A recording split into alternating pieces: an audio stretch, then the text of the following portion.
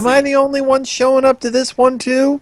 Yeah, no. Horseplay was like bugging me for like 2 days to stream, and it was all set up. And we were talking earlier, and I told him I was going to stream later, and then he vanishes yet again. He always vanishes. He knows I stream. No. Horseplay was like bugging me.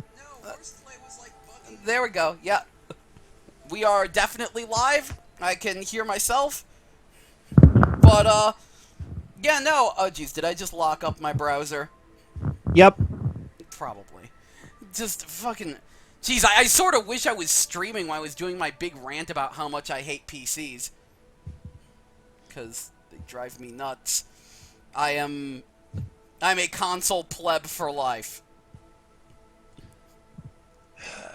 Can't stand it. Just...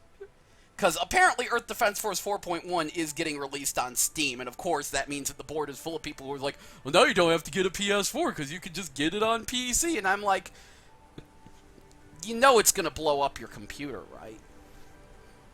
Jeez, what the fuck is this even doing now? Okay, well, I will refresh my own Twitch thing. Flash is an unstable piece of crap, but unfortunately we rely on it. Oh, that's one of the most amazing stream titles ever. I figured it was fitting. We got a huge battleship and we got ants. In fact, since you're the only one showing up, let's just get to the huge battleship first instead. Yeah. Yeah, why not? It is also fitting because, oh egad, the arcade mode. Oh geez, I have that cranked up loud. Oh, egad, the arcade mode? Yeah, you'll see. Because, the arcade mode is indeed a huge battleship for ants. Let's do it. Arcade mode. I have more of a connection with the Darius series than I do the EDF series, so let's go. Yeah. Get this going. I mean, yes, Taito Pyramid. This is what I mean! Oh, we got the arcade mode. Original mode, original EX mode. I'm gonna go with Chronicle mode, help people unlock some things. Default entry. Oh good, people have been unlocking things. Yeah, this game is weird as balls. Yabushi sounds good. Well, Linear, this just came out, actually. Yeah. Or rather, this version came out. Darius has existed for, what, over 20 years? Legend Silverhawk Burst. Yeah! It's disappointing that this is 4-player but not online, but... Okay, so, in the arcade mode, you are assigned to a virtual arcade machine, and everyone else who plays on that virtual arcade machine works together to unlock stages. And as you can see, it is quite a bit letterboxed, because, of course, the arcade version was super stupid widescreen. Yeah, I'm familiar with that. In particular, I learned to fear the following 3 words in MAME. Force aspect ratio. See, you don't really figure out what that means until you try to do it with a game with a very weird aspect ratio like Darius. Like, I actually used to like to use force aspect ratio with shmups, which forced the vertical into a standard monitor and generally looked and played just fine. You try to do it with something with a double wide monitor like Darius, however, and what you get is very much a huge battleship for ants. It feels like you're flying through syrup. Yup. Here we go, Iron Fossil, an old pal.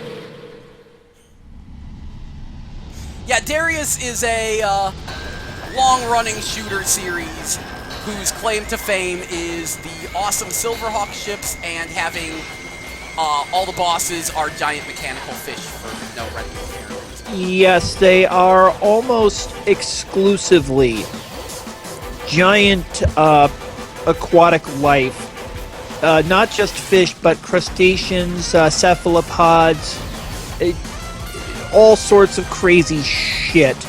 Basically, they have strip mined the oceans for life. This is basically, you are looking right now at the reason why this series was ever popular: giant fuck-off robot fish. Yep. And if I know anything about my Darius lore, they're actually living machines, but I don't know much about that. Yeah. Like that is not simply a robot. That is actually an organic machine. Well, all right. Well, fuck you, space fish. You done? Okay, and you only died once. Yeah. I love the fact that this game is not bullet hell. It'll swarm me with enemies, Dynasty Warrior style, but it's not bullet hell. Yeah. I mean, I like bullet hell probably more than the next guy, and yet sometimes I get sick of bullet hell and wish there were more games, well, like Darius, where there is a lot of popcorn enemies and dodging bullets. Not walls of bullets. I mean, bullets. Yeah. Bullets regular. It's like, that's the thing. Bullet hell was super cool when I first found it, and I was like, oh wow, like when I played my first Toho game that came free with a Japanese magazine I bought. And I was like, oh wow, this is super cool. Look at all these bullets, I can't believe this, and the music's so amazing. And then pretty soon the entire shmup genre was nothing but that. And you're like, wow, I miss the days when shoot-em-ups were just shoot-em-ups. Yeah, I don't know if Giant Fish equals popular so much as the fact that this series was made by Taito. Taito kept revisiting it every couple of years for a very long time, and always kept the giant space fish motif, so Lightning Flamberge. Lightning Flamberge.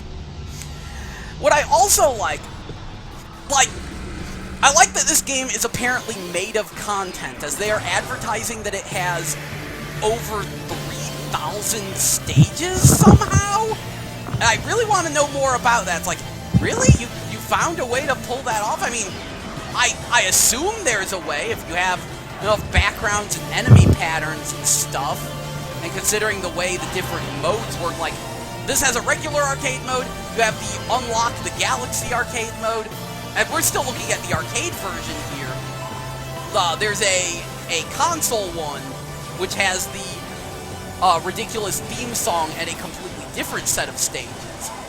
I actually have a thought as to how they could have made 3,000 stages. Procedural generation. That's what I'm thinking is something akin to that. Well, the thing is that you can actually come up with a generation that gives you semi-unique results, and it would not actually be all that difficult to make backgrounds, enemies, enemy patterns, and bosses in such a way that you could create a generator, effectively, a procedure that would create roughly 3,000 stages, give or take. Yeah? Then you wouldn't need to create the content. The game would effectively create the content for you. Probably. Yeah, they probably, each stage thing is probably a generator seed or something. But whatever, it works. It gives me a whole lot of giant fish to shoot at. I mean, from a computing standpoint, 3,000 is actually a very small number. Yes, and from a gameplay standpoint, 3,000 is a massive, unbelievable number. Yeah, 3,000 is, you're never going to experience all the content. I mean, even if each stage takes only about 5 minutes. Actually, mind your head when leaving. Oh, that's amusing. Yeah, it was apparently apparently this arcade port was like also on the Vita, or not the Vita, the PSP had Dariusburst EX, another Chronicle on it. There we go. Now CS mode, the Chronicle Savior console exclusive mode, which will be slightly less for ants. And apparently has something to do with the Darius history. So in Darius year 1906 June, it's been 1 year since war broke out and many planets are still under Belisar control. The planet saviors must free mankind. 1906 July, begin our operations to liberate the captured planets. Our power of the fourth attacks are the limit of Belisar. The moon. You know what? I haven't done this one. Let's see what happens if I do this. And I do not have the points to unlock the other ships, so we will go with whatever preset they give me. They claim that there are 40 different bosses in this game. And they're just starting me at one. A huge battleship mud wheel. But as you can see, it is much bigger and more visible now. Ah, okay, no longer a giant battleship for ants indeed. I think this thing was in the preview. Yeah. Yeah, those three are the most common bosses I've encountered. The Fossil, and Mudwheel, and Lightning Flame. They've already accosted me quite a few times. Yeah, I'm beginning to think it is very much procedural generation, which is why they're boasting 3,000 stages, because they didn't design 3,000 stages, they created a procedure that generates 3,000 stages. Yeah? And frankly, 3,000 is a rather ridiculous number because it almost works against you in terms of advertising it, because nobody's going to believe a number like 3,000. Yeah, indeed. Zone is over. Alpha. We are now Alpha Zone. We are now rushing into Beta Zone. Be on your guard.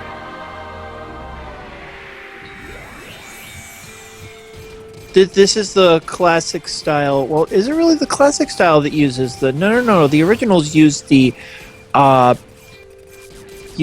alphabet, but some entries use. Oh wow, those are bullets. Some entries use the Greek characters.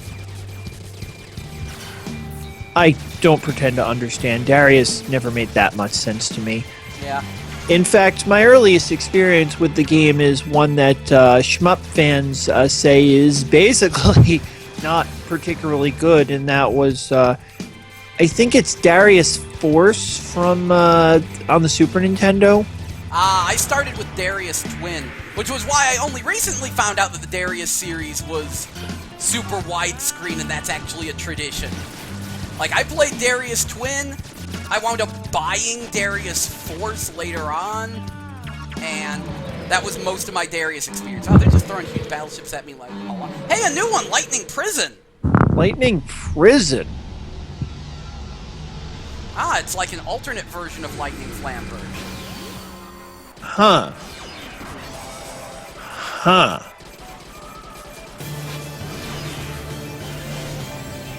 It probably has slightly alternate boss patterns, which is actually a tradition in Darius stages where it throws the same bosses at you on multiple routes, but they have different attack patterns. Yeah, and this guy's being a bastard. This doing the was thing actually where he moves with me and has where I'm trapped. He's between doing all fucking his lasers. Toho lasers on you, man. He does not like you today. Does not, and he died really fast. Yeah, also this game has the ability to turn around, and each ship has a different gimmick, but this one has the ability to actually, like, drop a laser beam and let it sit there while you're shooting at other things. I was like, oh, that's neat. The Graham wants to know what's good, man. Not too much. I'm playing me some, Darius. Let's try to actually make some real progress. We'll go with... Yeah, I still can't purchase anything. Can I purchase anything? No. Presets it is. And since this is a big stage instead of a mini challenge stage, we'll get just a smidge of dialogue. Not much.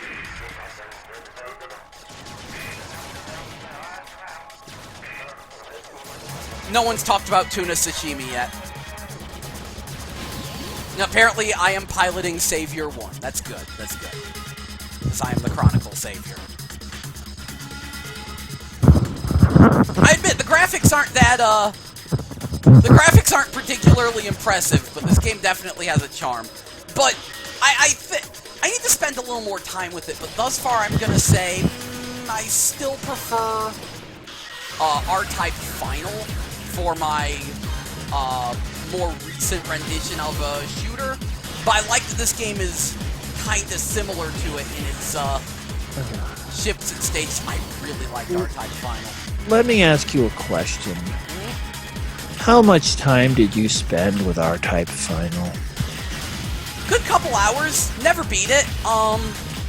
That would explain why you liked it. Yeah, I like the fact that I could unlock things without beating it. I agreed that beating it was pretty darn horseshit. Yes, no, the thing is that game falls apart, that game falls apart so goddamn quickly. It is such a...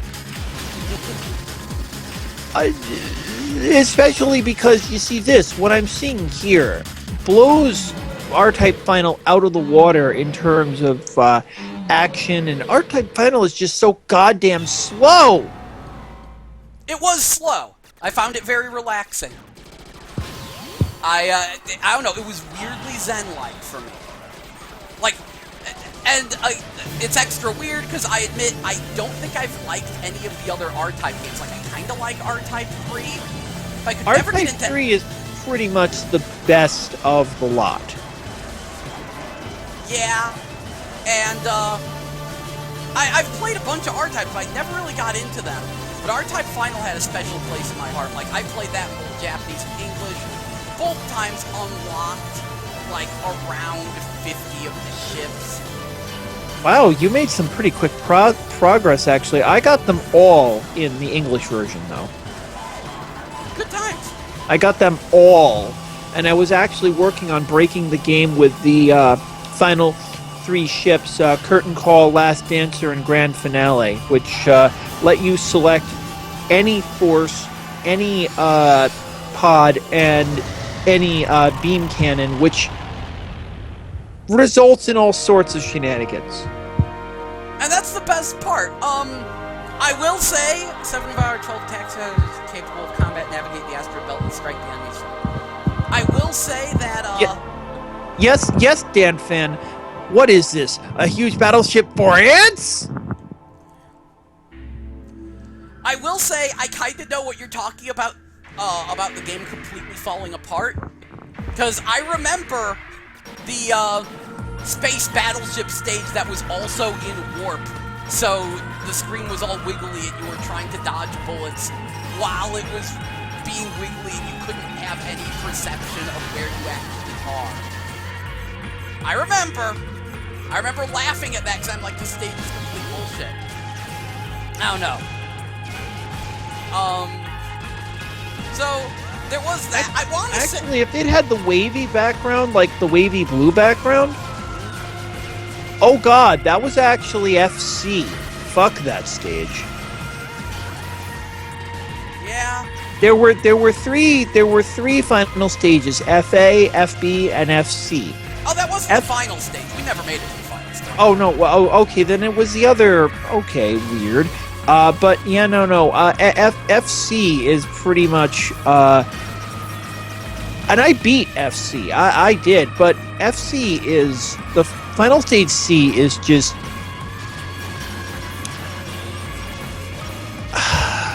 Okay, so you have 1 life. You have 1 life to beat that stage. 1. Yeah, 1 life, and if I recall correctly, no continues. Further. I was only able to beat it by turning the difficulty down to baby. Yeah, I believe I that. have since beaten it on every difficulty level in individual mode, you know, in the individual play mode, but there is no fucking way I am beating it on anything above baby because it is Hyperjaw. Hyperjaw. Who who is not a oh, maybe it's a shark. No, that's... I don't even know what the fuck that is. It's not a shark, though. Either way, it's me and Hyperjaw. But yeah, I was thinking about it, and Otomedius Excellent darn well nearly also entered this realm of being a nice shoot-em-up with a ton of content, except that there's a bunch of bosses that I absolutely cannot figure out how to damage. And that drives me nuts. Like, I literally don't know how to deal damage to them. I only win by waiting for the time to run out and everyone to run away. So okay, that was certainly some Darius. Which game was that? I'm sorry, I was looking away for a moment. That the was one Otomedius Excellent, where... Oh, that's because the entire Otomedius series is completely devoid of any redeeming qualities outside of the character designs, and that's only if you like the Keroro Gunso guy. Which I do. Yeah, no, I like it conceptually. I love the, I love collecting the items, you know, getting all the different weapons and stuff. That was super fun. But yeah, it was a mess. Also, I remember, Horseplay was like, this game's not gonna have a lot of people playing it after, like, the first month or so. Funny thing, this actually has, like, 50 communities already. Onechanbara only has one community, that's the Game Babble community I attached to it. But Earth Defense Force 4.1, yeah, 50 communities day one. Everybody wants their EDF, but let's see how many of those communities survive even 2 weeks. True. Alright. My name is not call sign. My name is G. To the... No, not J. Gel. Boom! Is this the name you want? Gel? Yes! Could be worse, could be border down. Huh. Well, for me, it's could be worse, could be anything in the... There he fucking is! Get your ass in here! Dodon Potch series, but... Hello! You cheeky fucker. It's just like you start streaming after I get off the computer. Yeah, no, I usually start streaming around 8 and 9. This is nothing new. So we just played some Darius. Time zones. I thought we were in the same time zone. What time zone are you in? I'm Eastern. Oh, I'm Central. Okay, that explained a lot. No, we share a time zone Horseplay. He's in misery. I am in misery. Haha. But anyway, Horseplay. There are already 54 communities for Earth Defense Force 4.1. Good. Alright, class. Your nickname is Dog Meat. That's a good reference, Dan fan. Thank you. I'm on the meter. Meter. I need a screen share. Oh. Yeah, share your screen with him. I thought it was already sharing with everyone. Let me, Oh. fix that. Stop Apparently sharing not. screen.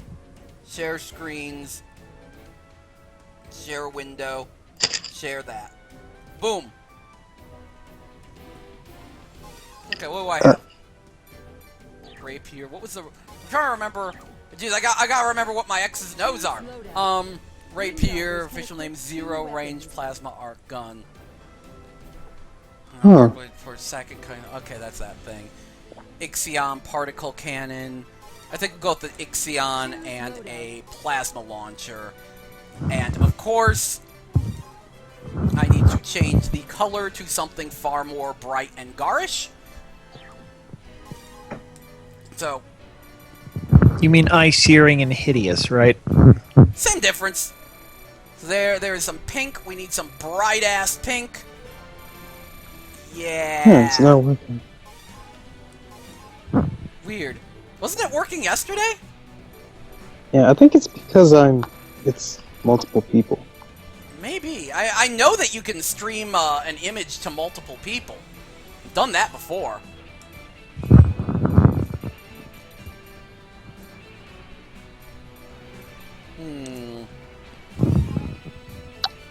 Alright, let me try something.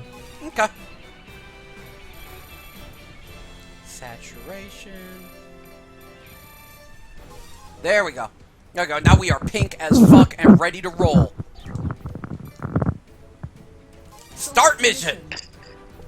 Mission 1, reconnaissance. Normal difficulty. Let's go. Let's see how fast or slow this loads. One thing I will say about EDF 4.1, unlike nearly every other PS4 game, this doesn't take up a lot of space. Oh wow, that loaded fast! We are broadcasting to you live from the scene. I think this is the same voice acting too, good. People are being attacked by giant insects. Yeah, this only takes up 21 megabytes on your hard drive. Terminated 7 years ago. Jesus Insects Christ. actually survived. Which every other game takes up like gigs. Them! That's like a fucking indie game. Pretty much these days. Like, shoot, FF7 finally got its PS4 release of the PS1 game, and that's 4.3 gigs. Jesus.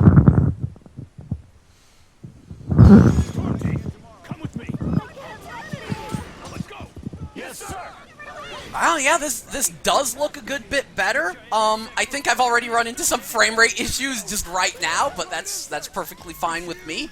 You can have all the frame rate issues you want. I've got ants to blow up. Oh my god.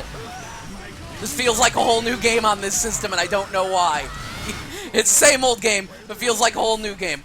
Oh, I bet there'll be more screaming civilians now. That's good. Couldn't really handle all the screaming civilians before, so they were a little light on them. Yeah, screaming civilians. Hey, ants! Why don't you pick on someone your own size? Which I'm not, so you need to pick on someone else.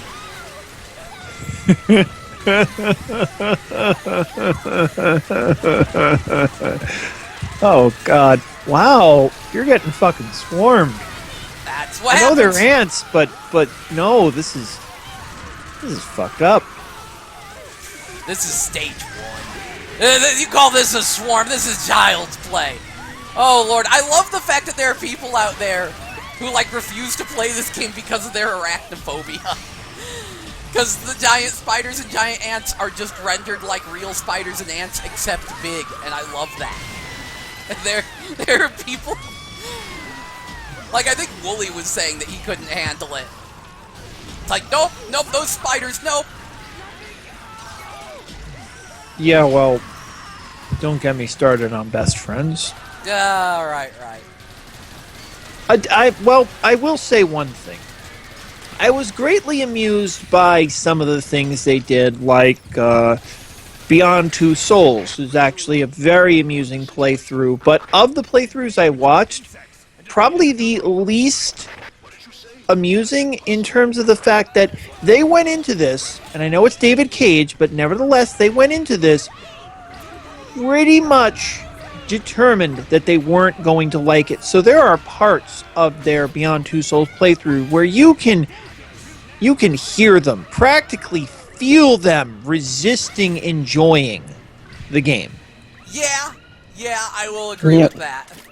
Have you ever seen them play a fucking click game or like a Telltale? Well, the only Telltale game I actually watched them play was Don't ever watch them play a fucking game like that. It's No. Let me finish. Go The ahead. Wolf Among Us. One of them was a fan, and the other one of them was a fan of Fables, I should say, and the other one just really dug the game. So they actually had a lot of fun with that one. Admitted, I've enjoyed other playthroughs a lot more, but no, that one was not bad. Oh yeah, but The Wolf Among Us was pretty good. Well, But I the mean, thing like, is that Wolf Among Us is such a good game to begin with that, at least in terms of Telltale games, that it would be hard to do a bad playthrough. I believe that. I mean, hell, Wolf Among Us is so good it actually makes me want to go back and read Fables, even though that will take me the rest of my mortal life to catch up on Fables.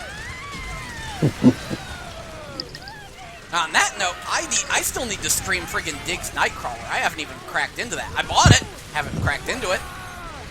Alright, I'm gonna try something like Dan this. fan, everyone and their dog played the Game of Thrones game. Everyone, even people who don't follow fucking Game of Thrones, played the Game of Thrones game. Yeah, everyone except me. Well, that's because you know better. Kind of, yeah.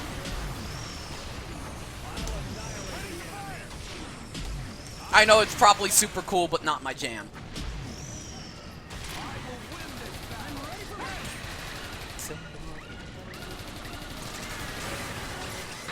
Infantry, stay close to the armor. Ain't nobody getting past these babies. You heard the man? Running myself out of energy, like a smart person.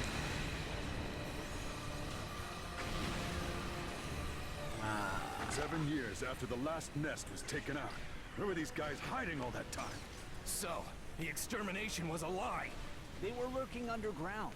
So were we living above them the whole time?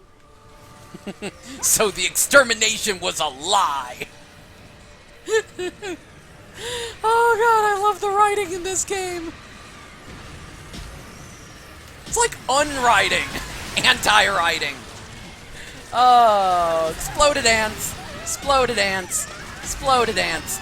I really should be playing the Air Raider, since he's the one that gets the vehicles and thus the one who will get our Mega Knight.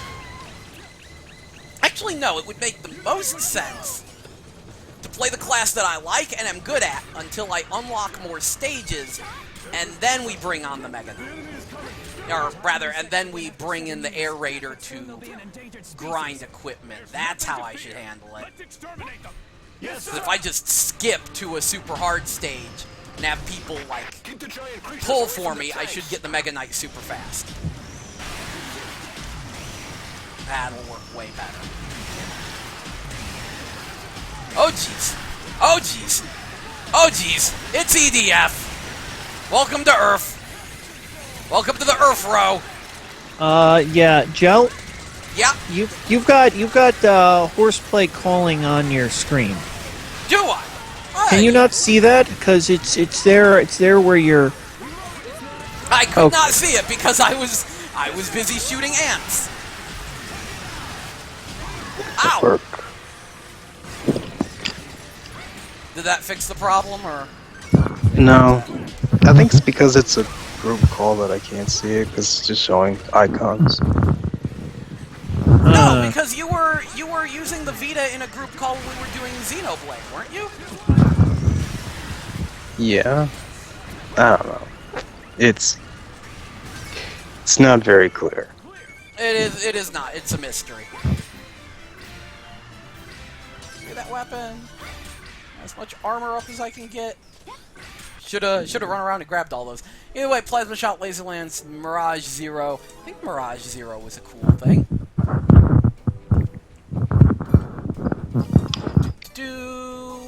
What is this? Lasler. Plasma Grenade A. Creates. Oh, those are. And Plasma Shot. Special Shotgun that incorporates plasma. Mirage Zero. What's that? A prototype mind-guided weapon known as... Oh, yeah, that's like the homing missiles. Right. It even says homing. Sniper weapons. Wasn't the sniper, like, really good in this game? Yeah, I should have a sniper and a plasma launcher. I think that'll work well. Select a mission. Mission 2, Spreading Disaster! Deploying.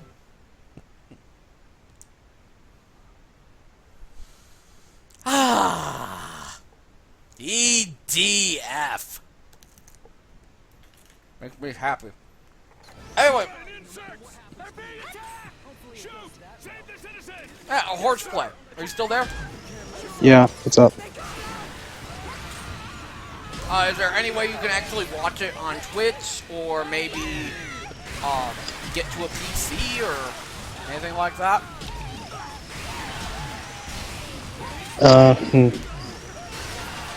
I don't think I can watch Twitch from this thing. Let me try.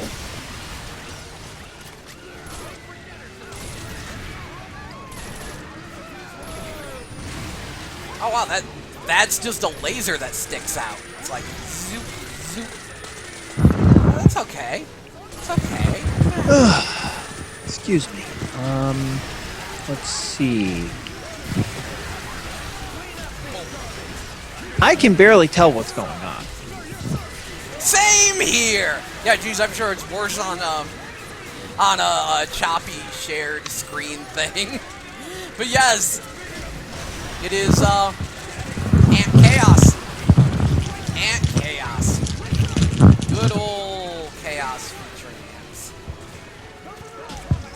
So. I shouldn't say it. I really shouldn't say it. Oh, wait. Oh, jeez!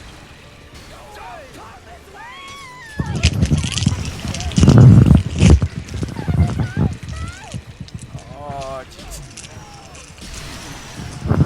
Yeah, get fucked. Yay, screaming people! They're like, oh, good lord, everything is bad. We're screaming and running.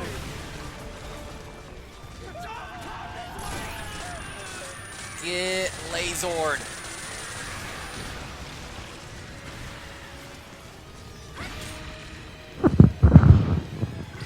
Get lasered.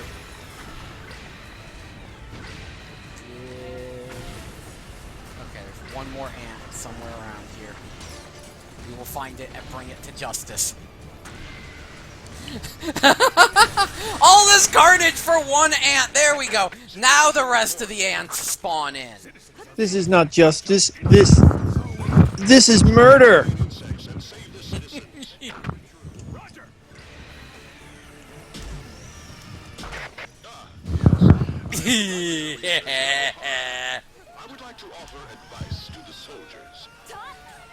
Oh, yep, that's a scientist. This is the same dub. Good.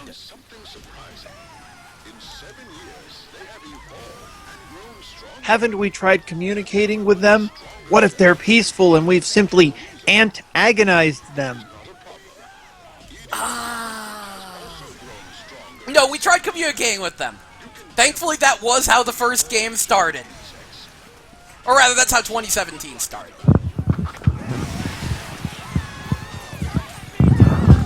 What was the one you hated because it was made in America? Insect Armageddon. Oh, jeez, Insect Armageddon was hyper crap.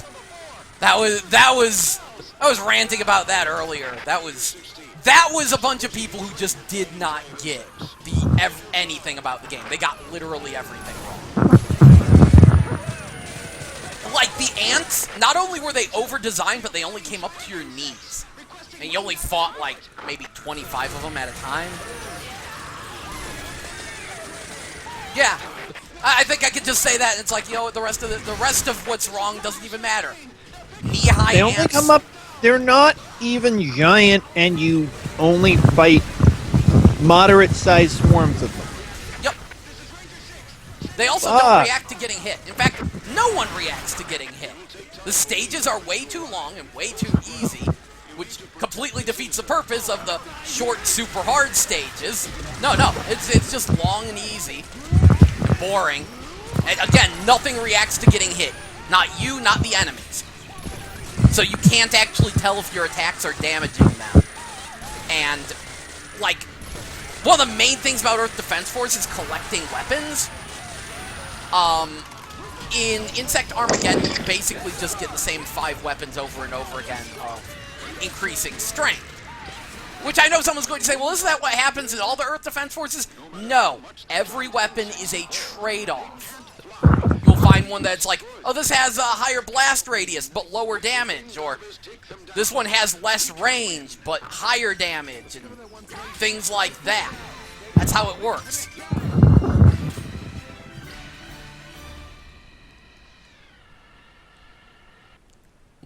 I like that there's a billboard for acid soda. Soda is actually fairly acidic. I'm well aware. Yeah, wow, so I wouldn't say this is exactly 60 FPS, and I don't think that... It's 60 FPS here, but there's still a few hiccups in the gameplay, but it is definitely crisper, clearer, and loads way faster. Oh my God! First, Dan Fan says, "Would you like to know more?" And then some minutes later, the Garum comes in with, "I'm doing my part." Yes. Laser rifle customizable. You know. Okay, so I think I found out a way to fix this. Oh. Because I tried to go to PlayStation Live thing, because I know it's on the PS4. and that caused me to get booted out. And So- the thing is that I actually liked Starship Troopers. Right. So my idea is, if you don't mind, under the bell, Yeah, go on. is to boot him, share screen, and then call him back. I want to see if that works. Okay. Give it a try. Okay. Hanging up on everyone, calling everyone back. Oh wait, Yes. no. Oh wait, I'm. Oh yeah, I see you have a little yellow icon next to yours. Yeah, no, I'm gonna hang up, call you first, Horseplay, then Under the Pale. That's how I'm gonna work it. Let's give this a shot. Alright, recalling Horseplay. Where you at? Where's he at? He is right here. Let's call him.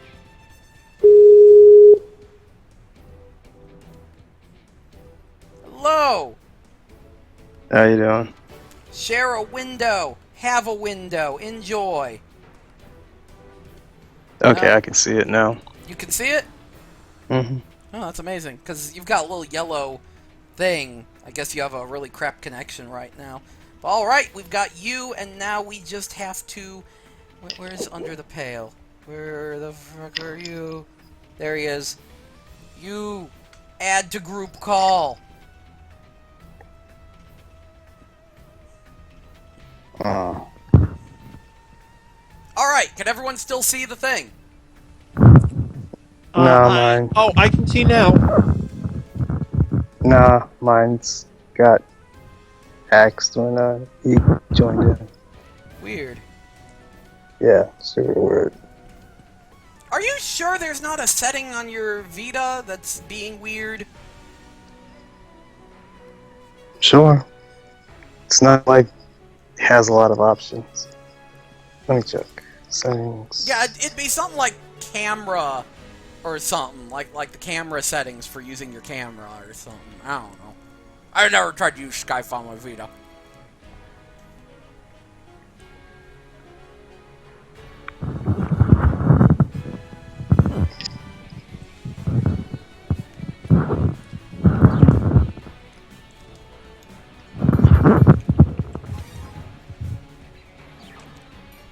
This game does autosave, right? I'm pretty certain it does.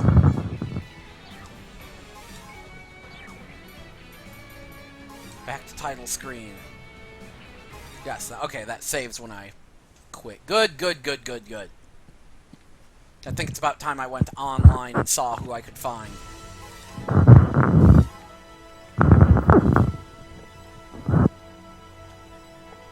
Is everyone still having the things shared? Oh, yeah, I can see it. I can see it. Weird, yeah, because I noticed that there wasn't a black outline around, or a red outline around it like there usually is. Yeah, online mission mode. Try screen share again, one more time. I changed something. Okay. This is the lobby. Call. Here you can join rooms Stop with other sharing players. screens. You can also create your Share own rooms screens. and invite others to Oh play. yeah, I don't. Well, let's see. Share a window. That. Start. Now your, Oh. your yellow can- triangle is back. Good, you can see it though. I can still see it. Oh. Oh, I'll have to look into this later then. Yeah, it's really, really weird. Cause it was working last night, but I think last night you didn't have the yellow triangle.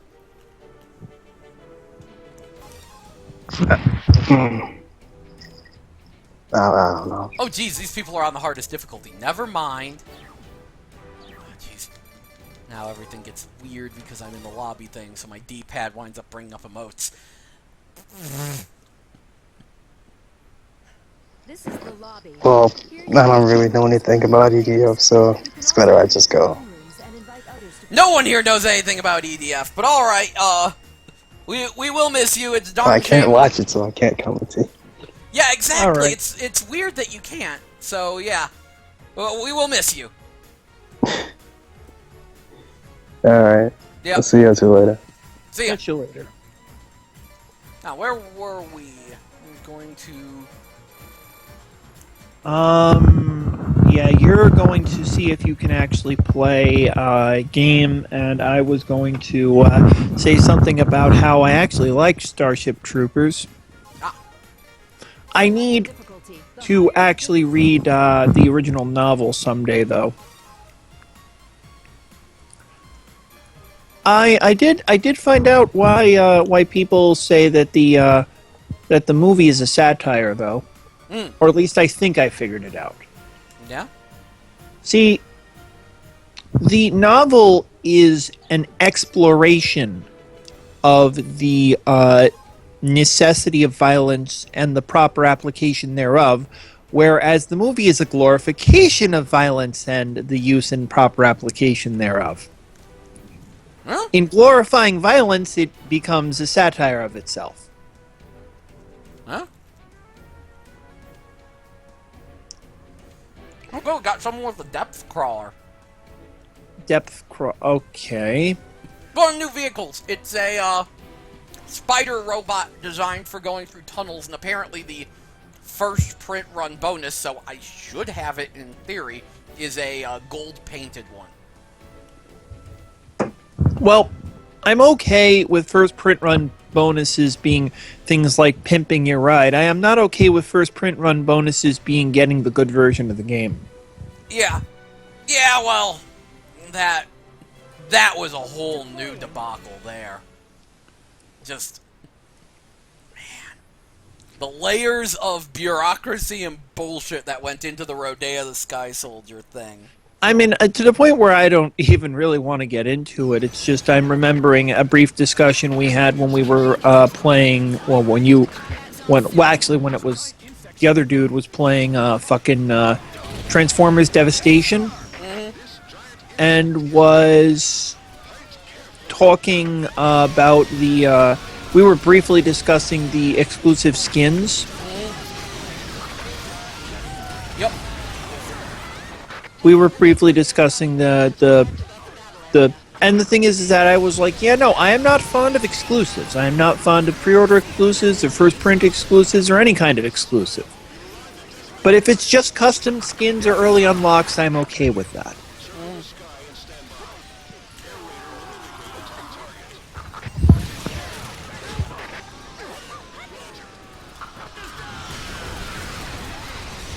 Well, I've never actually seen Black Book, and frankly speaking of Verhoeven, fucking Total Recall is one of my favorite movies of all time, so... Now you want to talk about things that veer off from the original, source material. Oh, jeez. Oh, jeez. Jasper, ow! Spider jumped too close to me. Hit myself.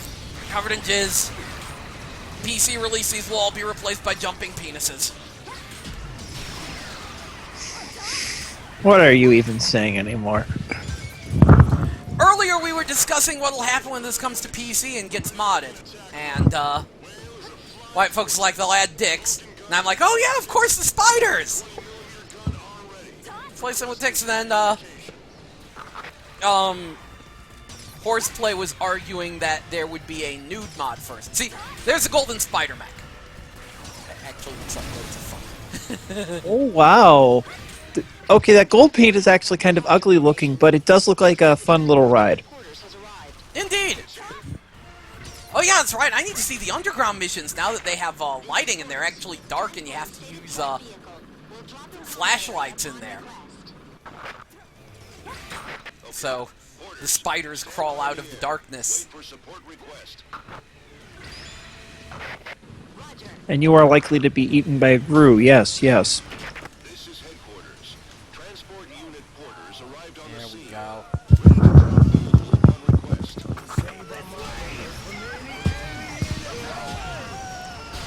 Yay, someone's singing it! Save our Mother Earth from any alien attack, from vicious giant insects that have once again come back. Don't give them any quarter, we won't cut them any slack. DEDF deploys! I can't remember the second version, but I know the first. And the best part is that that's actually in the Japanese one. They're like, yeah, no, we'll just sing the Battle Hymn of the Republic in Japanese with different lyrics, in theory.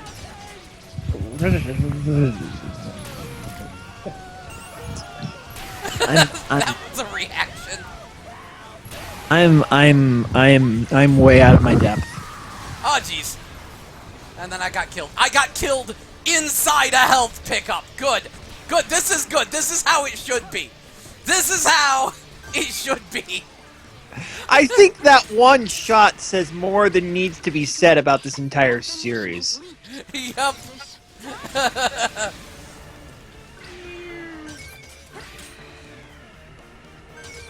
The good news is that when I pick up weapons and armor, they are shared between the entire crew. The only thing that isn't shared is health pickups, which were shared in the US release and made the game really easy. Well, the numerous things that made the game really easy. Yay, mission cleared. You've successed. I've successed. Thank you, 13th Kitty Cat. I done A!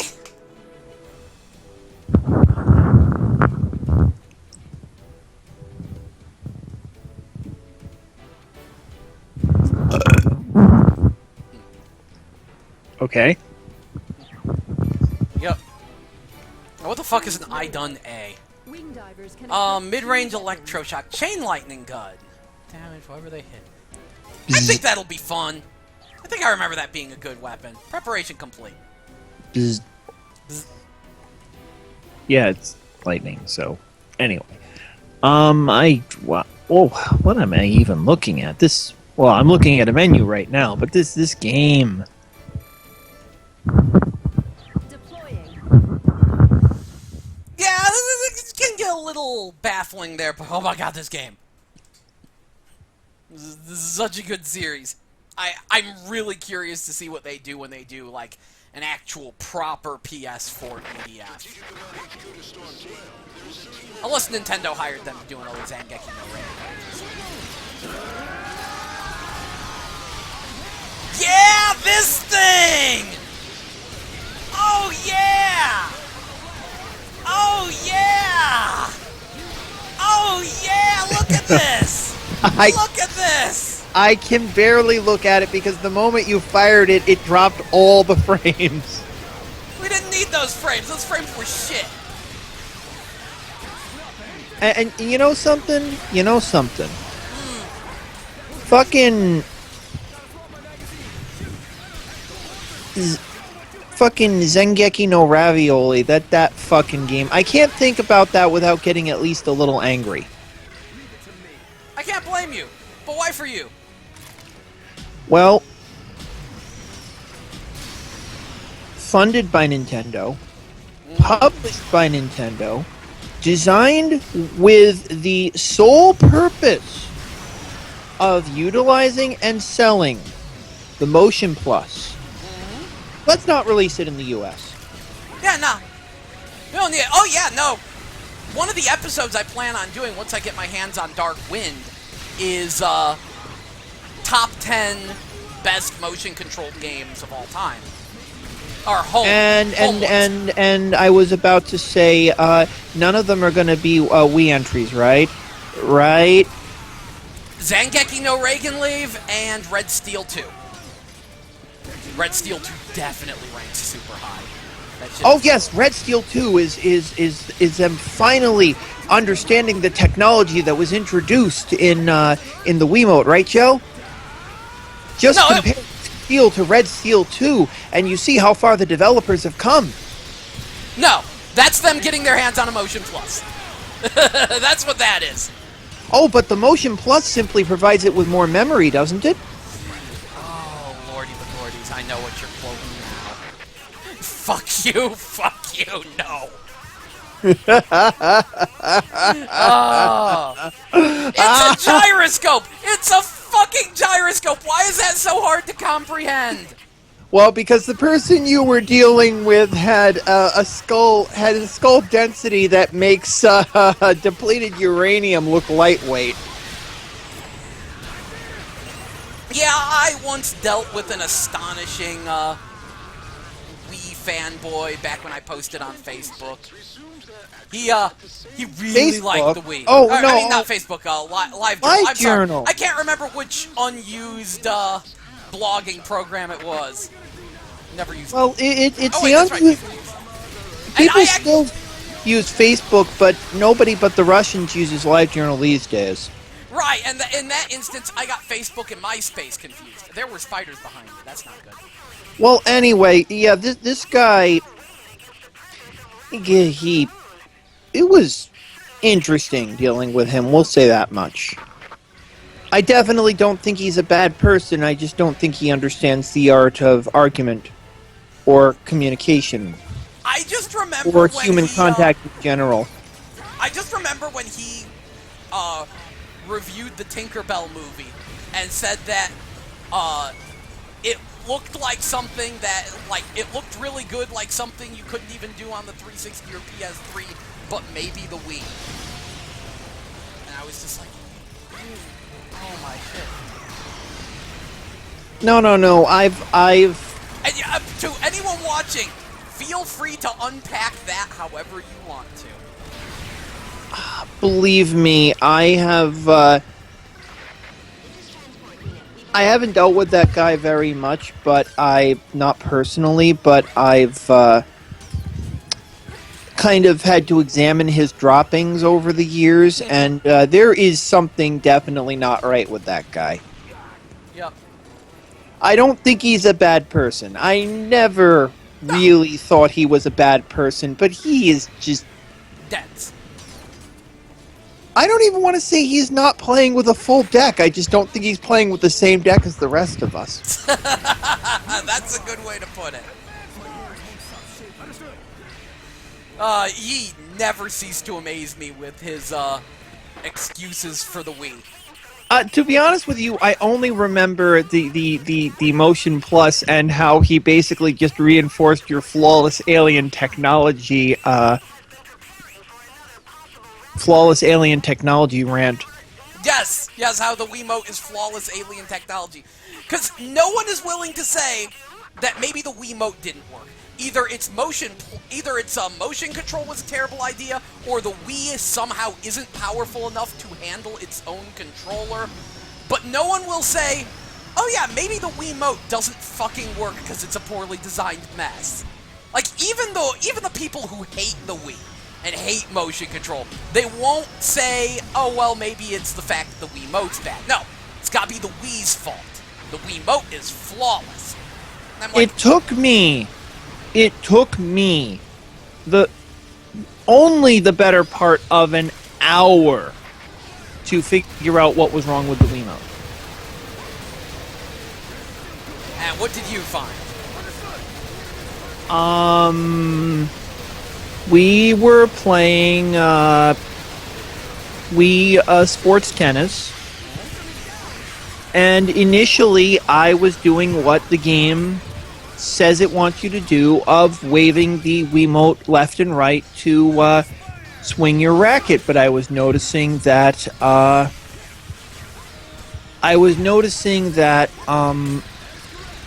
it didn't seem to matter exactly how I was waving it left and right. It simply responded to the fact that I was waving it. So after a while, I thought to myself, what happens if I try to swing by swinging the Wiimote up and down instead?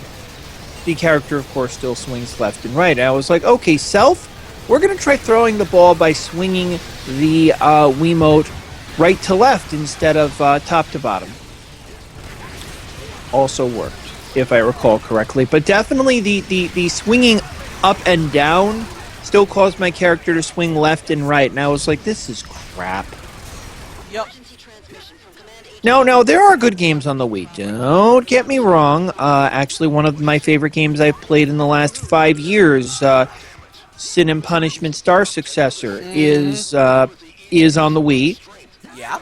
Is exclusively on the Wii, probably to the salt of people who, well, bought a better system, but... Yeah, no, the Wii has good games. It's just the good games... The good generally games aren't the motion control games. Yeah, no, they're pointer-based. Because that's the thing, if you actually look at it, the Wiimote is designed identically to the GunCon 3. It is actually a light gun with a Kirby tilt and tumble duct tape to it. And as such, anything that uses it as a light gun, as a pointer, works fine. That's why Road Day of the Sky Soldier's fine. If you're using the pointer, it's fine. But the accelerometers are iffy at best.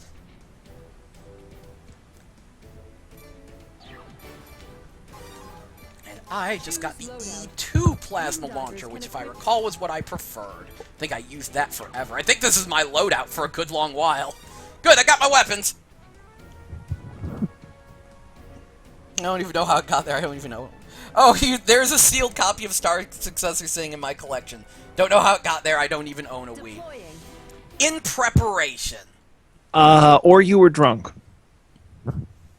You might have just gotten infected by my hype for it because I do consider it. I do consider it like the game of the decade. No, you consider it to be the game of the century. Space Harrier was still released the same century. but that's the thing, it's like... No, Joe. No, it was not. Oh! Space Harrier was released in the previous century. Oh, well then, it's game of the century. Fuck that shit. You see, Space Harrier was released in the 20th century, but we're in the 21st century. And that's when Star Successor was released. And, oh my god, that spider is actually a little creepy. Oh yeah, the Beetlejuice spiders are the best, especially when you get up close and personal to them. That is exactly where I'm not going to be if I ever play this game. Oh, they drag you in. In fact, that's the cover art of the game, is a wing diver caught in the web. In fact, there's a guy caught in the web. Sup, guy? Sorry, I can't do it. Oh wait, that's right. I think there's a way to break this web. There, you're free. Hey, random little ants. But yeah, no.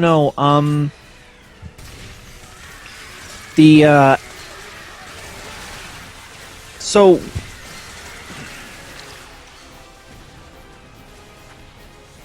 But yeah, no, that's why Zengeki no rigmarole bugs me so much, because here they are, they're making this game that you want to talk about how Dead or Alive Extreme Beach Volleyball was made for the US market. No, motherfucker, this Zengeki no whatever the fuck was made for the US market, and they don't bother to release it. Kind of, yeah. It's more accurately, it's just made for the Wii market because, yes, it is one of the best uses of motion control on the Wii. Like, I had to pop it back in and spend some more time with it. I actually know where it is because I brought it with me. And oh, geez, I have a friend in need. Who's are you being sucked into a Beetlejuice spider? Ah, that one. None of you, Beetlejuice. One mothership destroyed. These things take some punishment, don't they? Oh yeah, yeah. These are some meaty bastards. Their webs also take some punishment. Yeah, he's gone.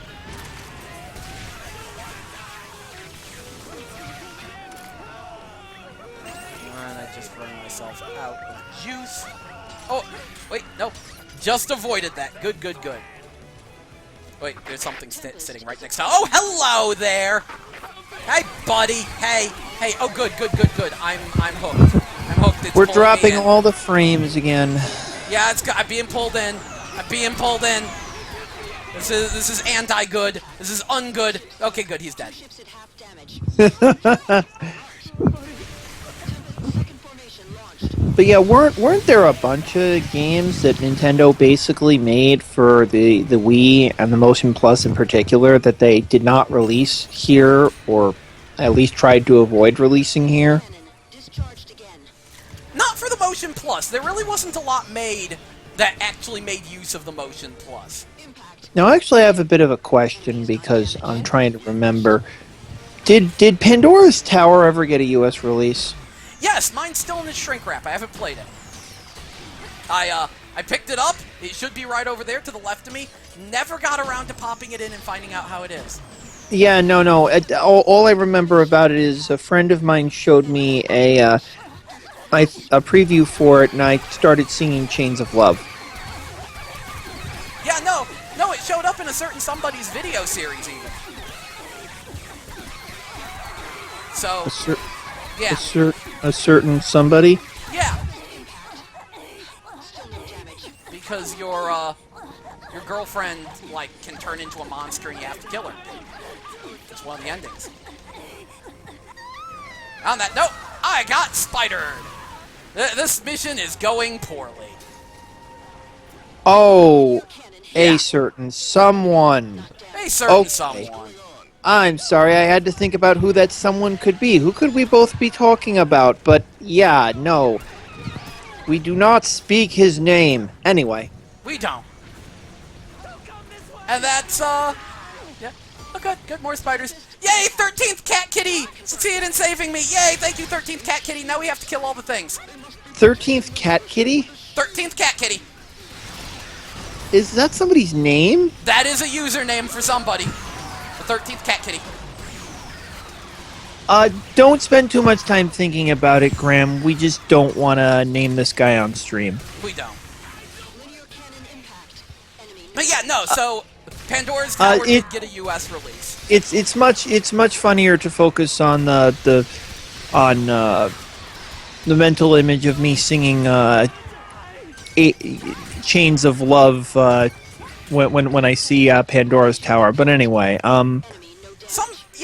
sometime I need to stream some Zangeki no Reagan Lave and get it all set up. And yeah, I know, I have trouble with the name too, because it keeps coming out like Reagan Leaf. I have no intention of saying the second half of that properly until I actually spend some time with it. Nope, Reagan Leaf. President Ronnie is Zangekiing. Are you a bad enough Norse person to... Oh. It's Frey and Freya. Eh? Those are the characters in the game. You can play as Frey or Freya. I don't even remember what a Zengeki is. I don't know. It probably means something about... Well, Geki means shoot. Zan... Probably something like slash shoot. I don't know.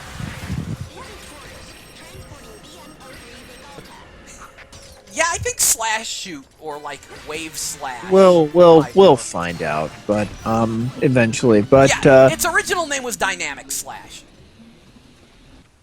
Really? Yeah, that's what it was called when it was in development and like its prototype name. What a terrible name.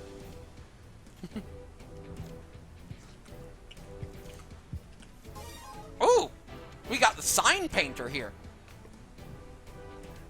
Oh, the mothership. Okay, let's see. Where were we? Graham has been saying things. Right.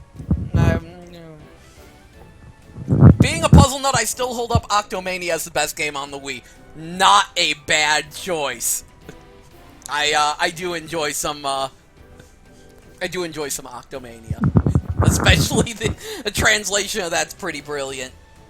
I feel like I'm out of the loop on this one, but okay. P.S. If you ever want the third in the Skype calls, let's let me know. Alright, the Graham, do I actually have your Skype? Because I will throw anyone in here. Fuck it. You've been around long enough. I trust you. And oh, geez, we've got another wing diver. Everyone, get in here! Yup. I'm glad that the sign painter is just apologizing. It's like, yeah, no. Being a wing diver basically makes you a liability. This is a very bad class. Okay, wing divers have the lowest health, and they have the fastest reload time because when they reload, it drains from their energy meter that they also use for jetpack. So if you don't sit there and let your meter refill, you can run your meter out, and then you can't reload, and you can't fly, and you have the lowest health. So you have to be careful when playing a wing diver. They're not a bad class. They're definitely good, but a lot of noobs gravitate towards them and get their asses kicked. I really shouldn't be playing them, but I am, because boobs. Fighter, commencing attack. Actually, I'm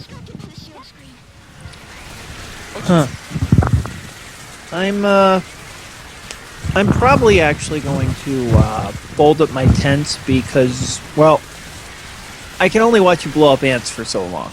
True. If you want, after this, I can switch to Xenoblade. I was actually considering that. No. Xenoblade is fewer ants, but just about the same amount of drop frames. I am working hard towards actually getting my mech. Apparently it is quite the game changer. But get this, okay, when you die in Xenoblade, there's not a lot of penalty unless you're in a mech. Because if your mech gets broken, you actually have to buy mech insurance, and you have to repair them, and yeah, you can just permanently total your mech and have to buy a new one, and they're stupid expensive. They also have fuel. And it's like, wow, that sounds really terrible, but it's like, the mechs apparently trivialize a chunk of the game, so they are your super weapon. They are expensive and risky to pull out, and you only want to use them in, like, emergencies. Well, yes, mech insurance. It's like car insurance except for mechs, and probably much like cars in the future, your mech will just stop working for no apparent reason, and you have to bring it to the mech mechanic, and they'll always find something wrong with it. Probably. They'll always find something wrong with it.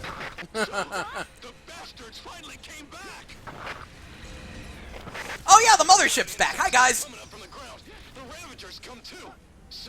Can you actually fight that thing? Oh yeah, no.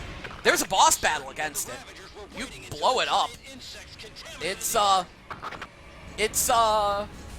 nasty bastard.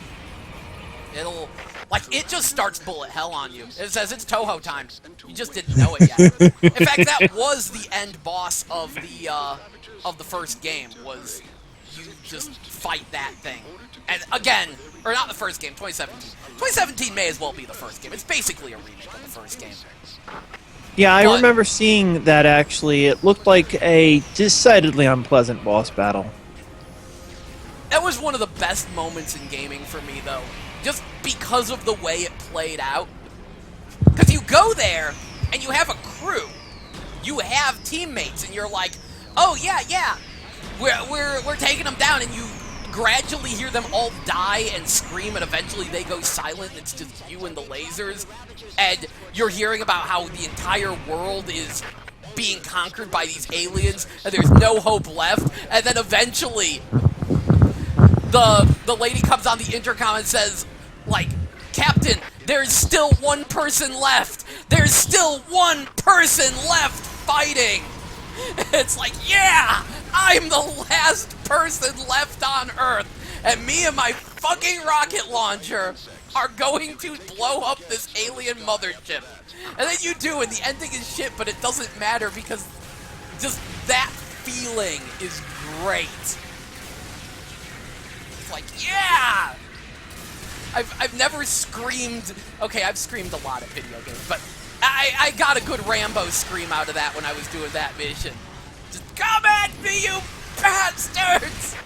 Yeah! You know, I actually... Oh god, I remember once, I was playing this actually rather good Flash game. It's... Oh god. What's the name of the Atari game with the wireframes where you're in a tank? Is that Battlezone? Battlezone, yeah.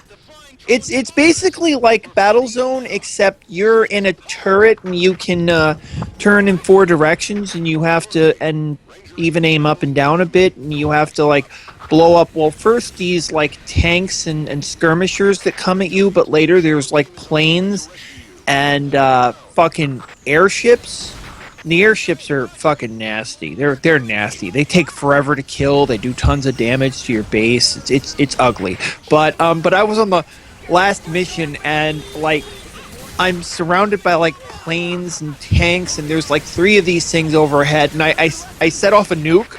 You know, I'd been saving them for just such an occasion. I set off a nuke and I shout, I'm coming home! Clear a path, you bastards! I'm coming home! And speaking of which, we have a swarm of the little fighter UFOs, which, oh egad, these are so much better in the Japanese game because they're stupid. But In Insect Armageddon, they actually fly around fast and are hard to hit. In fact, they're impossible to hit with anything except homing missiles. So you need to bring homing missiles, otherwise you're fucked, and I hated that. But here, they're weirdly stupid, and they bumble around and try to melee you, even though they're spaceships. And that makes them much more fightable. And it's like, you know what? It's stupid, but it's way more fun when they're, like, getting all up in your face so you can shoot them with your guns. But yeah, actually, that was a quote. For some reason, I was quoting the movie Falling Down, but it's the scene where he beats the shit out of the gangsters in the park and he brandishes the bat and he's like, "I'm coming home! Clear a path, you bastards! I'm coming home!" Oh hey, Halberd Knight finally fucking showed up. Oh hello, Halberd Knight. Should we just switch to civilization? You know what? I'll stick around for, hey, Halberd Knight, are you ready for pain? Do you want to suffer? I think it's not. Oh, geez, I'm fucking everything up for everyone. Leave room. Geez, is that plugged in right? I think Halberd Knight needs I think he needs to know about my magic dick. I have life, guys. You won't after this. Oh, fuck you both. No, we love you, Halberd Knight. We love you. We've missed you for like the past 2 streams. So let me get my system switching picture up. Oh geez, no, that's the wrong thing. That's the wrong thing. I broke everything. There we go. That's the right thing. You could see into infinity for a minute there. Let's. I did into infinity. What did you do? I fucked everything up like a smart person does. Hopefully Eat this is. shit and die, you. Whatever. Oh, come on! You're our biggest fan, Yeah, Halberd. Halberd Knight. We have a present for you. Wait, you always make the most insightful commentary too. The most insightful.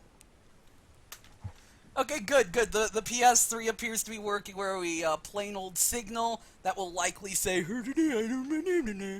so I'll go to properties, and then configure, switch this to PlayStation 3. Stick around, Halberd Knight. It's a special presentation just for you. I regret everything. Yes, Phil. You will regret everything and then some. Oh, geez, now I have to actually figure out where I have a PS3 controller. Oh, hey, is this one? No, that one's probably not. Ooh, maybe this one. Will this one work? Maybe. No juice. What about this one? No juice. Okay. I can use a PS4 controller on PS3. I just need a thingamathing. Is this a thingamathing? Hopefully it's a thingamathing. Is this one of these? Is a? That's the one I need. Okay. Okay, we got this. We got this, bro. The fuck is this connected to? Yeah, no, nothing. Nothing. So cut it out. Dumbass. Ugh. Let me plug this in here. And plug in a PS4 controller. Come on. There we go. And yeah, good. Looks like we've got video, and it is time for some civilization. Yeah, I know, the plugging in. I just didn't know where the cable was for plugging it in. But now I found the cable, and now I could probably add Graham to the call.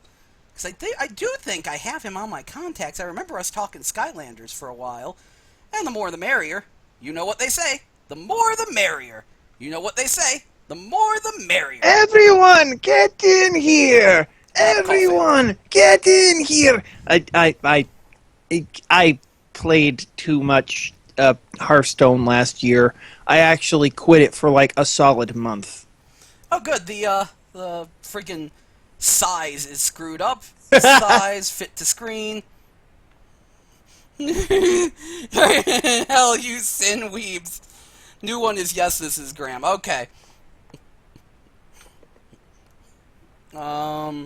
Fruit Bat Factory, because they needed so many fruit bats they had to build a factory. Oh, jeez, what the fuck is that? I just did a stupid thing. Contacts. How do I... Where the fuck is... yes. This is...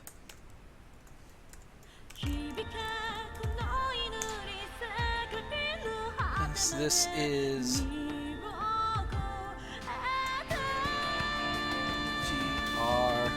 There you are!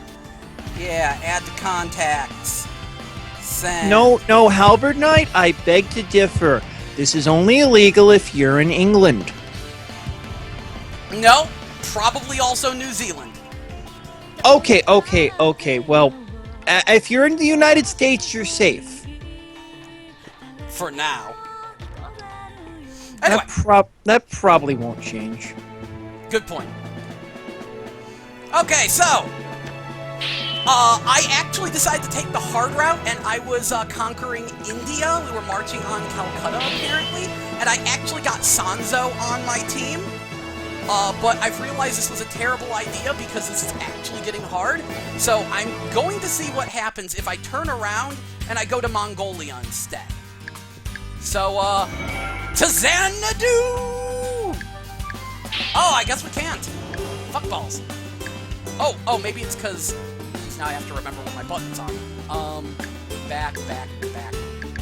I guess? Am I out of things? Am I still marching on Calcutta? Okay, yeah, I think I'm just out of turn stuff, so... Yeah, you have no action points left. Yeah, there we go. End turn. And that's why I'm marching on India right there. Okay, player turn. As you can see, the game started. Oh my god! So... Xanadu declaring war on Mongolia. No man. Oh, I should probably restock my troops first. So where's my? Remember my button. Troops. We need 1 million troops. Restock them all. And yeah, there's Sanzo Hoshi. She has a pet monkey named Goku, of course. No. Yell is currently not liking the conquest for underage booty, unfortunately.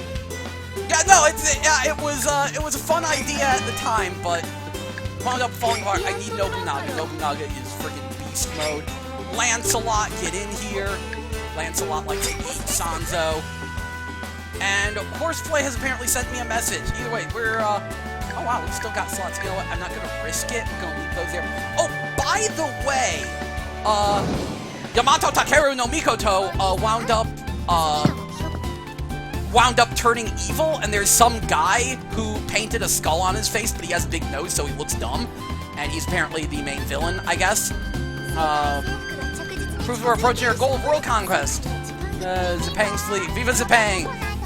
Reality Himiko. Benkei has the picture cheese. Picture cheese might lose it even further. Let's drop it. Or delusion, let's take advantage. Oh, brother. Yes, Benkei. Let's go! We're marching on Mongolia! Mongolia is under the control of Kublai Khan. They are evenly matched in strength with neighboring cities. It appears that they don't settle in one place, but rather migrate at fixed intervals. It's a distinct characteristic of the people of the land. Was reading that as district. It's such a big country. Searching for them sounds tough. I hear Kublai is beloved by the people. She's not someone that can be taken down by ordinary means. Because mobility is a strong point, we have to remain calm and composed. That's what Yoshitsune said. Some important information, thanks, Benkei. Pat. Apparently I pat everyone on the head.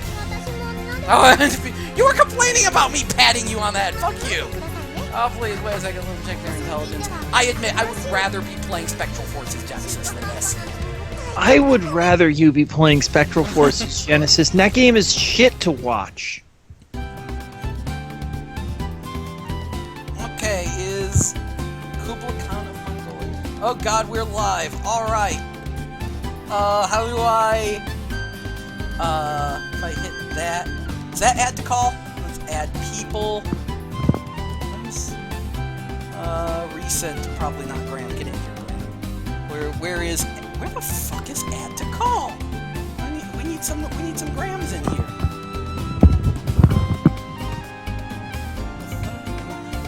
I'm ruining everything right now. Ah! Well, while you're ruining everything, Halberd Knight asks the tough questions. Who is responsible for this thing released in the West? It would look like a bunch of fruit bats. Just, they were like, you know what we need? There we go, invite to group call. There we go.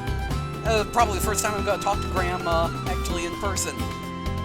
Contact can only receive IMs. Okay, that's a mess. Del figures out Skype the stream. Anyway, Kublai Khan of Mongolia. For history, I'm aware of those barbarian invasions were Mongols. But in this world, there are countless places where it clashes with these other. But I wonder if they're really barbarian in these other places. Let's do our best, big brother. Move forward. Yeah, I don't know what's... Oh, wait. I'm trying to remember who did the U.S. release. Mongolia started moving. Our thing with Mongolia has turned hostile. The medium route is actually China, but I already know who's in China, so that's why I'm not that interested. Okay, that's Kublai Khan. Good. You're wearing not a lot of clothing. $30 is a deep price for your soul. Wow, Halberd Knight, you're actually being very poignant tonight. This actually cost me $40, and that's why I'm not giving up on it yet. I'm just subjecting myself to it, but only with friends. Yeah, this is still shit.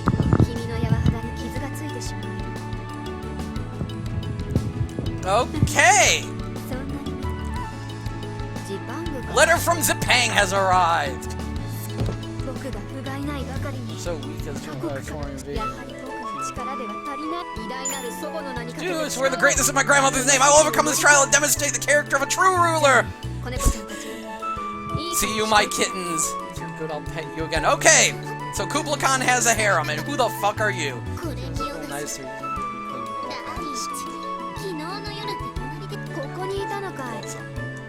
Who the fuck are you?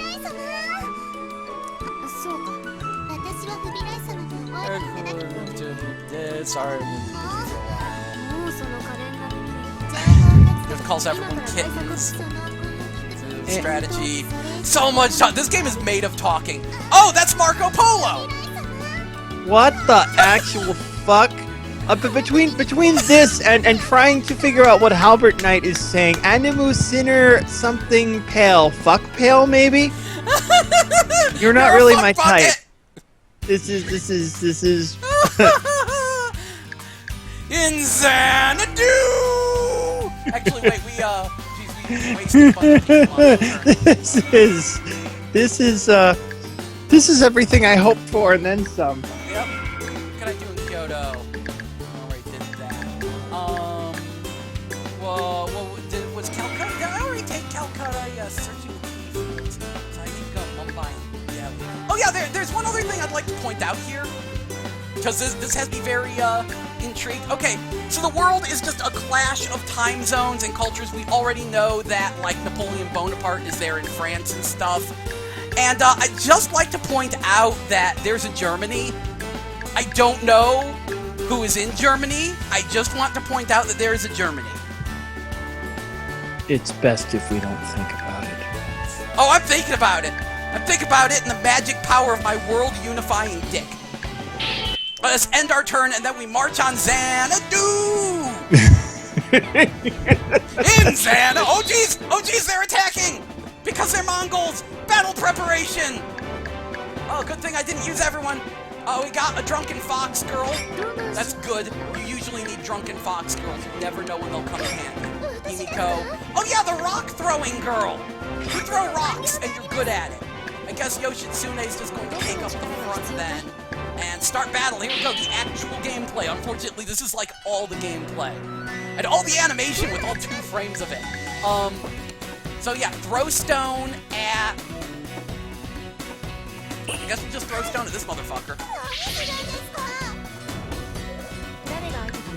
We'll continue striking. Oh, good. We have, we're strong against them. So they're pretty much fucked. Good. There's some kind of rock, paper, scissors mechanic going on here, but I don't understand it. I just know that if people start, have little red explosions next to their, icon, that means that they're weak against that. So good. Now they're shooting us with arrows. Oh no, Yoshitsune. Ow! Yoshitsune's getting fucked up. Yeah, it looks like, That seems to happen to her. Yeah! We'll have Himiko heal her next round. And you're casting magic missiles. Yep, casting magic missiles, doing that, fucking them up. Oh jeez, they might take out Yoshitsune. Bye, Yoshitsune. Good knowing ya. Oh. Eat a boo-da-boo. Hit him with the rocks. Boom, rocks! Oh no, not rocks! Oh no, Rocks. we're hit with missiles. Ow. Curse you, Jochi. Who is that rock throwing girl? Ino Tadataka. Gunzu type. Yeah. Get better, thanks! Skype is seeing a picture about figuring it out. I just join. Yeah, Skype is being extra poopy butt tonight since it wasn't letting the horseplay actually see the video. Hey! Get hit with things. Hey! Himiko! Oh, jeez! Heal! This is still shit. All these historical figures are spinning in their grave. That's right! That's what this must be! It's a way to generate electricity. We attach all the historical figures in the world to a turbine system. Then this game is released, causing them all to spin in their graves and produce electricity. It's brilliant. You can't deny the brilliance. I can't. See? Told you.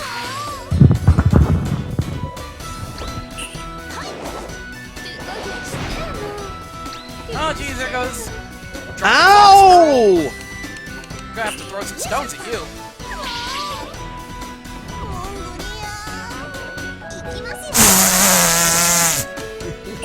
You didn't hear that voice clip, but the way that one said Mongolia was amazing. I'll probably watch it later. You need to watch the previous one where I'm introduced to friggin' Queen Arthur.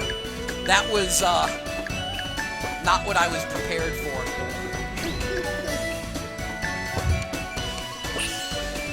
This is... I should have waited at that. Oh, actually, no, they probably... Never mind. Yeah, they're archers. This is... And you're just gonna throw more rocks. Rocks! I'm gonna throw more rocks. Rocks! Heal the rocks.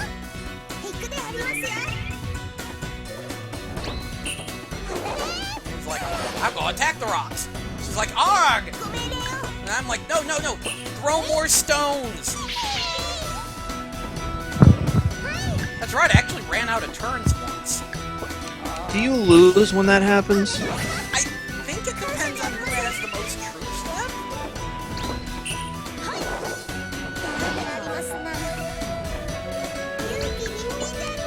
Either way.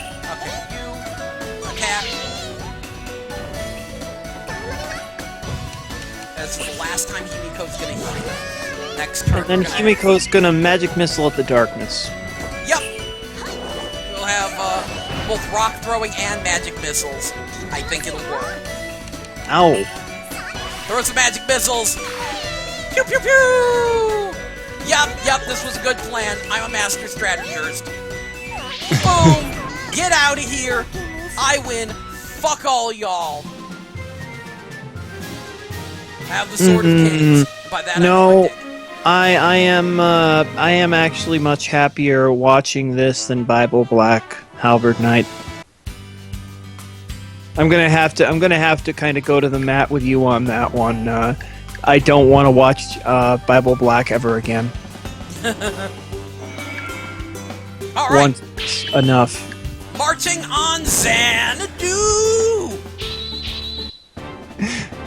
This is just getting worse and worse. Okay, so I'm gonna put my stupid ass. Actually, wait. What are swords weak against? I don't know. Sanzo, you've got a Goku. Get up there. I guess I'll put myself there. Oh, I Benkei. do have a Goku. Okay. Benkei's design still is ridiculous. Nope. Guess I'll put Oda Nobunaga there, and oh yeah, I should be paying attention to troop numbers. So Lancelot, you go there. I can have one more character, but I don't think I actually that'll speed things up. So Himiko, get in here.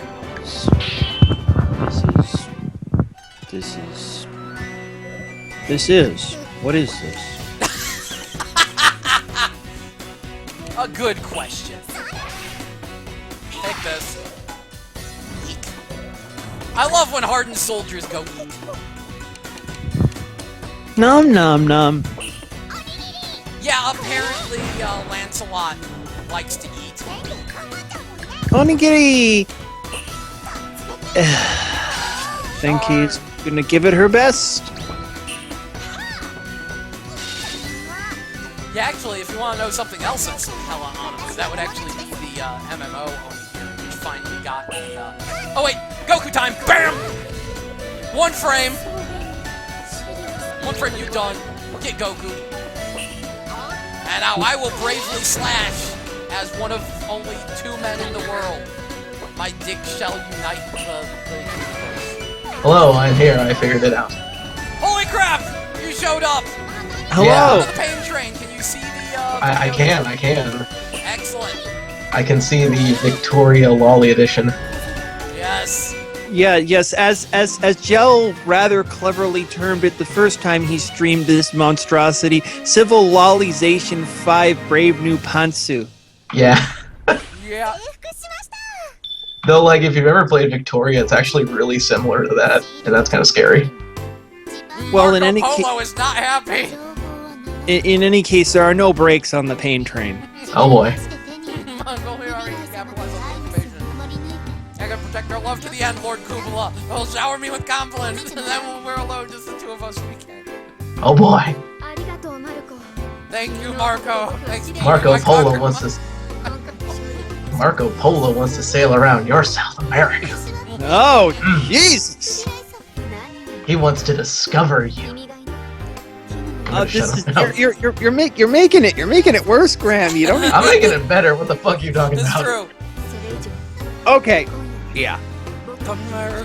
Feel these thoughts I have burning in my chest. I mean, we can kind of see that. It's pretty clear, you know. Hey, Jesus Christ! This just.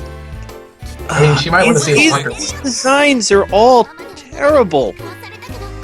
Well, I mean, I don't think they're all terrible. Just most of them. Actually, What? no. That is the greatest enjoyment in this game is seeing this stuff. Just the weird designs they come up with for everyone. I mean, I still can't believe fucking Queen Arthur. I mean, the concept's cool. I mean, like, alternative fiction and, like, you know, the feudal era is kind of neat, but at the same time, it's just like, oh, what age group are they going for exactly with this product? Oh well. This was a hentai game. Yeah, it was the adult market, obviously. Yeah. I mean, Gel is only half joking about conquering the world with his dick. Yeah. No. Magic dick. This game exists because porn. Yes, Halberd Knight, thank you for stating the blindingly obvious. Oh, maybe it's not blindingly obvious to everyone. Anyway, let's, I think I'm gonna end my turn. Well, this was a hentai game that had enough gameplay that they decided it was a good idea to make it not be a hentai game anymore. Well, yeah, because Fruit Bat Factory translated, and they've done all the Orange Juice series so far. Orange Juice? Yeah, those are typically held in pretty high regard. Like, they did World of Human Tanks, 100% Orange Juice. Yeah, they did all the translation for that. World of Human Tanks. Yeah. You never heard of that? I've heard of something. No, not really. Like maybe half. Yeah. No, like, they were a bunch of really, like, I mean, everybody went crazy over, I think it was called 99 or 100% Orange Juice, because it was, like, this really weird kind of turn-based board game for PC that everybody fell in love with, like, a couple years back. Huh. Yeah, and so I guess this is what they're doing now.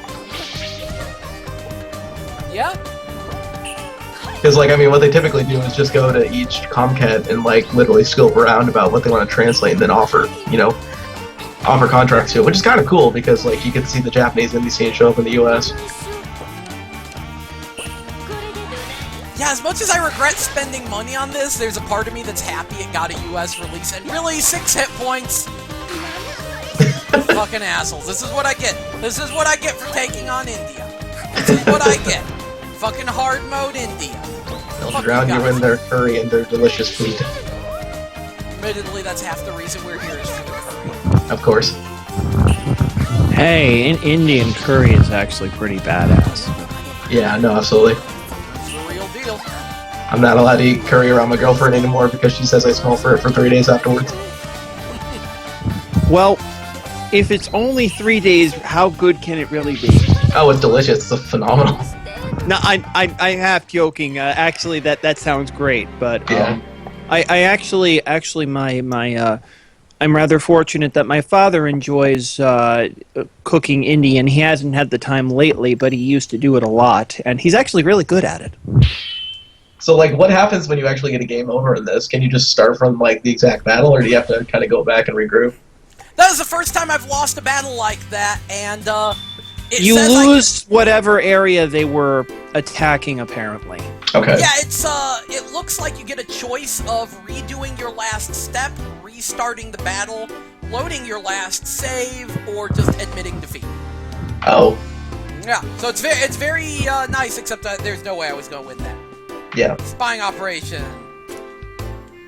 No face of it. Now, I mean, like, you have to do combat in this game. You can't, like, woo your way to the top. Right. Okay. I was about to say, because you did say this was a hentai game, so I mean... Like, Yeah, you know. no, my dick already has magic powers. That's why we have an alliance with Britannia, because Queen Arthur wants my dick, and Himiko has already had my dick. There's a joke about pulling something from a stone there, but I don't know if it's already been made.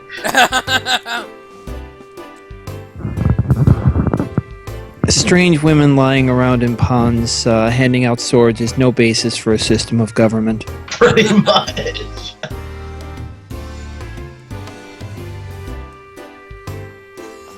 It's dumb.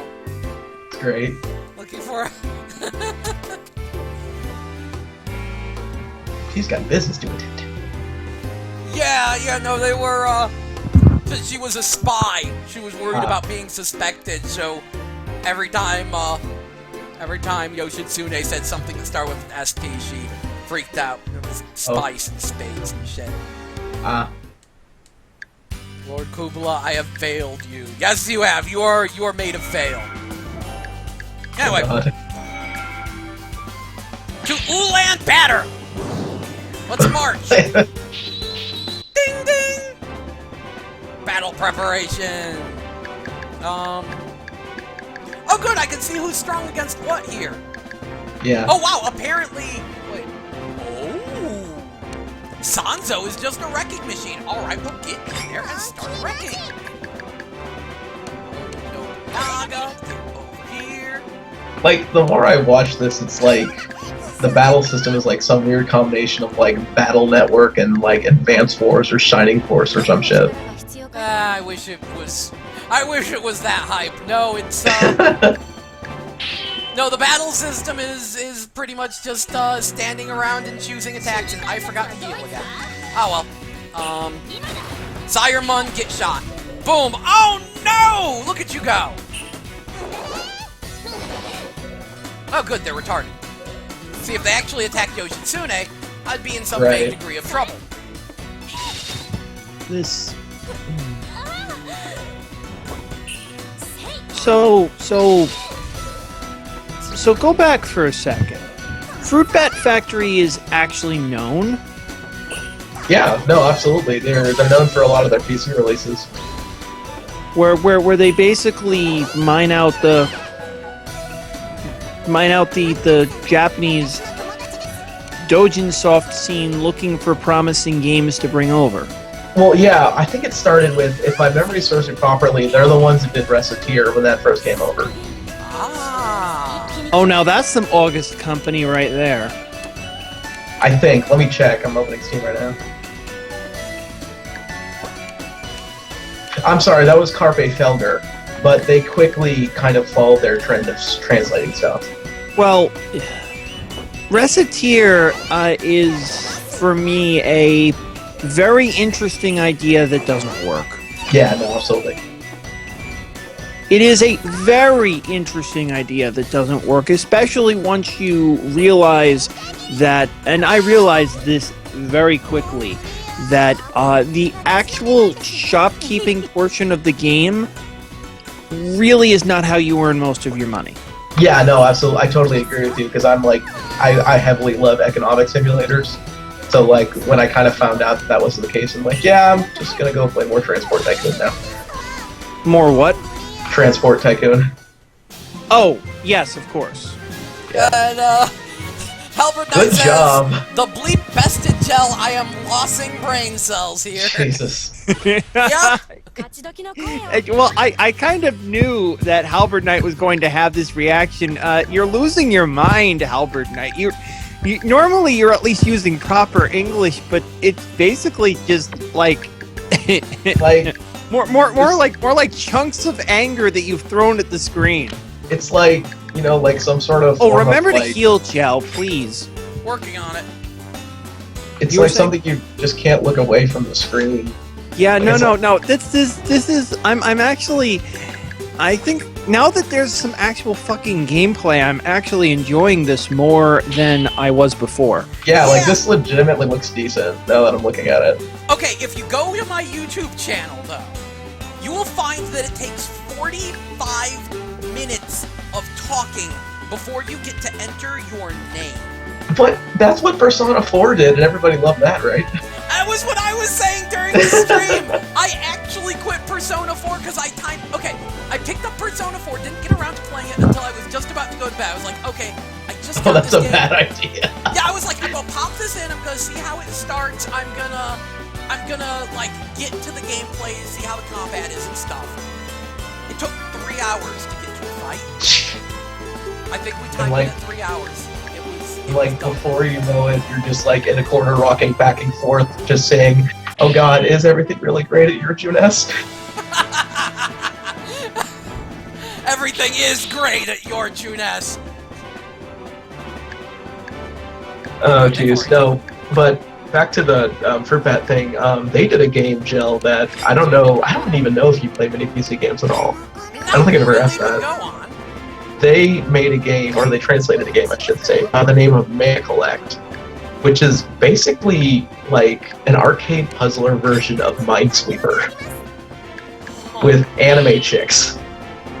And it is fucking phenomenal. It does sound like something I might be interested in. Yeah, like, Phenomenal as a mark of quality, or phenomenal as like this game is phenomenal? phenomenal as in like an actually legitimately good puzzle design, and the game's actually really, really fun. Huh. Okay Yeah. then.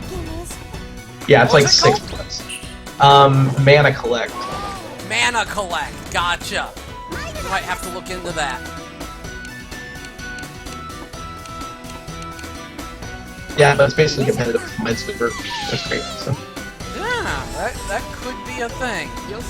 Oh, shit! I just realized it's December and it's Tuesday. Did Pokemon Picross come out?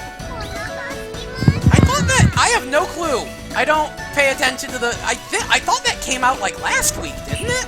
I don't pay attention to these things. I've been too busy. I think it came out last week or the week before. It should be out by now. Okay, shit. Well, I gotta find my 3DS. Yeah. I need to get back at grumbling at that stupid bunny. Yeah. That bunny's the best. I don't know if I like it or hate it that he's actually telling me that why the game cost money. Is like, but if we gave these away for free, we'd go out of business. And we're gonna and I'm like, motherfucker, it's little pieces of clip art I put on my 3DS screen. You cannot convince me. You cannot, and yet they still manage to swindle $1 from me. I haven't touched that at all. Like, I downloaded the initial app and I'm like, this looks like something I'll never spend money on. Yeah, and you can avoid spending money on it, because if you play the practice game, they'll usually give you, like, 1 to 5 free plays, depending on how Oh, yeah. And then you could just use that to get things. The only reason they got $1 from me was because there was a Daisy thing, and it was like, last day to get this Daisy thing, and I'm like, motherfucker. Daisy. They reel me back in. They know me. They know me. You finally put something Daisy-related up.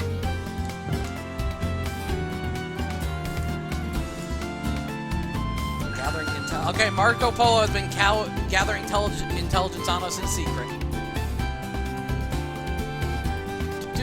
And then our little intelligence gatherer is being there. Like, What is So, it like, with the character designs in this game and them carrying things much larger than they are? well, I mean, my first thought is like, I mean, are these actual characters that they're based on? Because it could represent like their struggle as a character. And then I realized this is an anime game, probably reading far too deep into the character design. Well, the ones that I am from, some of the ones that I am familiar with, I can kind of see what they were going for. Yeah. Like, in particular, the Japanese characters, I can definitely see what they were going for, but it's just like, I don't really see games like this as having character design sessions so much as locked rooms with pads, papers, and lots of beer. Right. Well, it's one of those things where like I think the character design became first, then the kind of story came around it, not beforehand.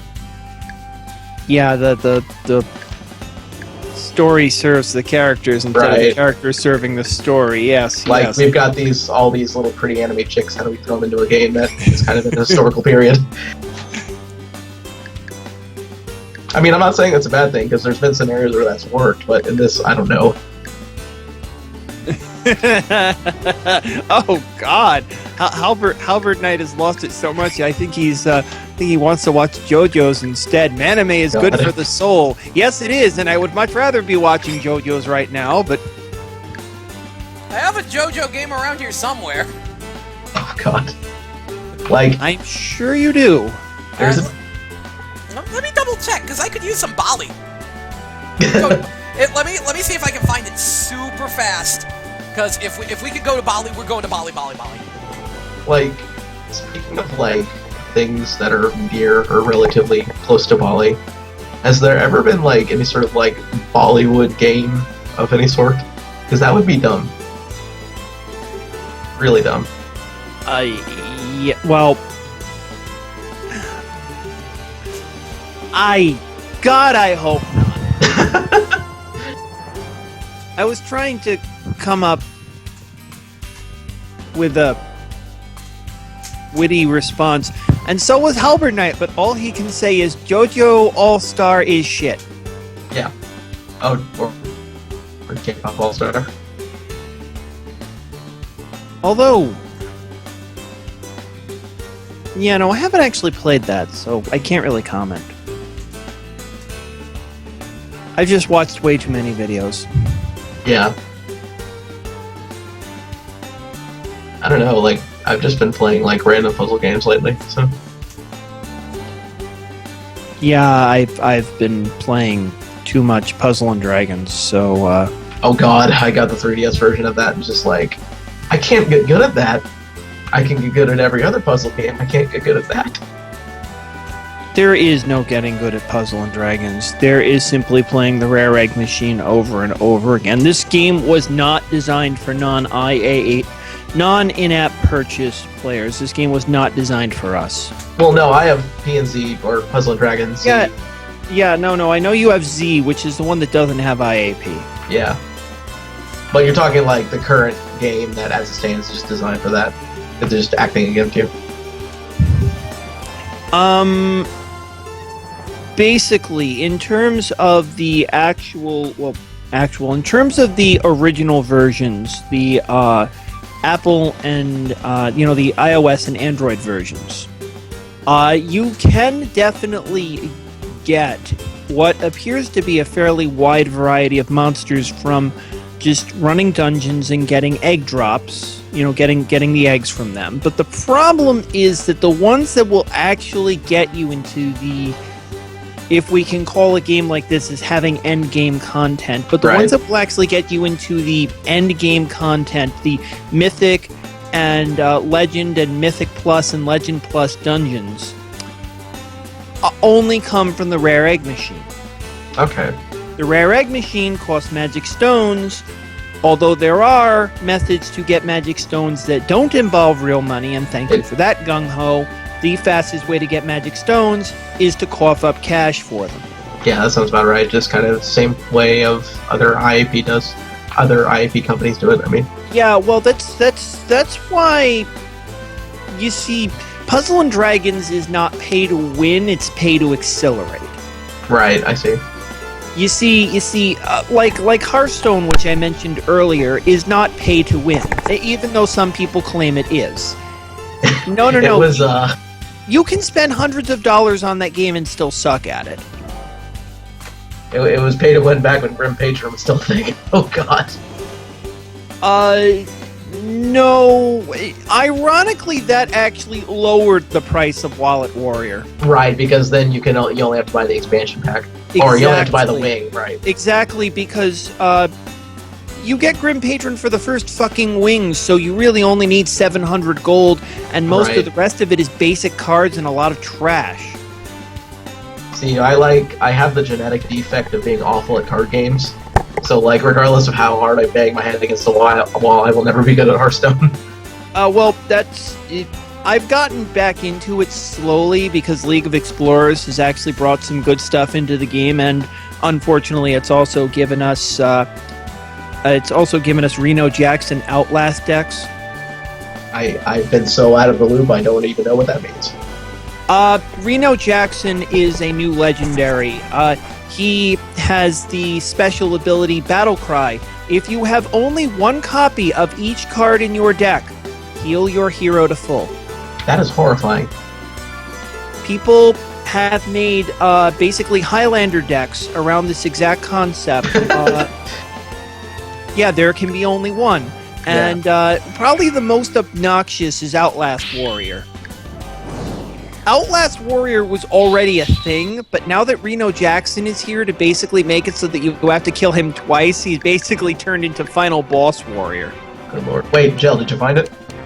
Unfortunately, no, and it's a shame, because I really wanted to get my Bali on. Damn it. I was gonna play Bow. Like, there's no denying it, it's all about that Bow. Yeah, Halberd Knight, yes, I know a lot about shit mobile games. I know a lot about shit mobile games because 90% of them are shit. Oh god. Oh, you want to talk about shit mobile and card games? Fuck, I did like a 3-month stint earlier this year with Buddy Fight. Oh god. That was a bad decision, I'll tell you that. Oh wow, we've really broken Halberd Knight. He says Yu-Gi-Oh cards are cool. What the heck? My coworker plays Yu-Gi-Oh, but he plays like what he calls anti-meta, but I less charitably call them troll decks. I would just play Obese Air Marmot of Nefariousness because that's the most amazing thing ever. The name alone is pretty no, we would just play it because of the name. Yeah, no, actually, it wound up there's like a companion card to it with an even dumber name, and now I have to Google it. Let's see. It was Archfiend something. Archfiend Marmot of Nefariousness. Yeah, Archfiend Marmot of Nefariousness, that was a real thing. And then there was another Marmot. There we are, is that it? Nefarious Archfiend Eater of Nefariousness. Good God. That is a real card! I have no idea if that was a mistranslation or just the English translator was like, fuck it, we're doing it twice. Nefarious Archfiend Eater of Nefariousness. Yeah, no, that's God. I want that on a t-shirt. The picture for the Archfiend Marmot of Nefariousness and the Obese Marmot of Nefariousness are amazing. Especially Archfiend Marmot of Nefariousness. Wait, Time's like... Oh, good. Someone did a version of the Archfiend Marmot of Nefariousness with boobs. Thank you, Internet. Oh boy. Thank you. I'm very glad that I never got into Yu-Gi-Oh! Or it was past my time. I don't know if it was past my time, actually. And he says, Konami is even shit card makers. Well, you don't have to worry. I think Yu-Gi-Oh! Might actually be over now. Yeah, I hope. I But, heard that one of the head Yu-Gi-Oh! Guys, actually left Konami. You know, in the whole, everyone leaves Konami because Konami's made Konami. Because they don't want to work at sports clubs. Let me put it to you. I've heard those sports clubs are nice, but no. The thing is that what my coworker is telling me about what Konami is doing with the game. I don't want to read too far into it, but it looks a lot like a company that's trying to get blood from a stone. Yeah, probably. They know Yu-Gi-Oh's number is up, and they're just trying to squeeze as much goodwill and thus money out of the game as possible. Yeah. Yeah, it's... But I heard, one of the head guys behind it left, you know. Because everyone's leaving Konami. Everyone has left Konami. There is no Konami. I'm really looking forward to when that bubble bursts, when we get all, the inside leaks about what happened in that company. Because you know what's going to happen, happened with Activision and the whole Destiny fiasco. It's going to be glorious. Wait, what happened with Destiny? Oh, you didn't hear about that story? It was a couple months ago. No, I did not. Yeah. No. It was through a series of repeatable leaks out of, actually Kotaku did the article, which is kind of interesting because they typically don't actually do journalism. They only do, tabloids for the most part. But a lot of the reputable sources that they had were saying that the story was scrapped about 6 months before the project happened, with shipping. And that's crazy. That's one of the reasons, especially in the promotional material, everything seems so different, because that was the original first story draft. Fascinating. Huh. Yeah. That would explain a lot. I know that the lack of story has always been, the biggest complaint against Destiny, too. Yeah. Well, it's not necessarily a lack of story, it's a disjointed, very vague story for mechanics that are actually pretty fucking good. I don't know, I put my fucking fair share into that game, so I'm good. Yeah. Yeah. I love insider kind of story scoop like that, just because, So do I. One, I know people who work in the industry, so I can typically ask, hey, is this true? And they typically give me a vague answer. And two, I love seeing how, that kind of business works, so. My buddy, I don't know if I can actually go public about this, but fuck it. My buddy who was working on Amplitude 2 at the time, he still is, obviously, because the game's not out yet. Yeah, but comes out soon, though. Yeah. But the moment he got announced, I immediately go to Facebook and immediately start spamming his messages saying, "You motherfucker, how could you keep this from me?" Because he's working QA and on the game right now. So. Motherfucker, what? No, how could he keep this from? He works for Harmonix. Right. Yeah. How could you keep this from me? Yeah. Granted, he probably could lose his job, but Right. Amplitude is worth it. That game's gonna be. geez. I have a serious lack of money problem. This is a legit issue here. Like, what exactly does money net you in this game? What? Oh, I use money to get more troops. Oh, okay, I see. Now, is there any way to kind of just sit and defend and kind of gain money passively, or do you have to actually go out and, like, you know, murder people for it? I think you can gain money passively, yeah, but I haven't really messed with it.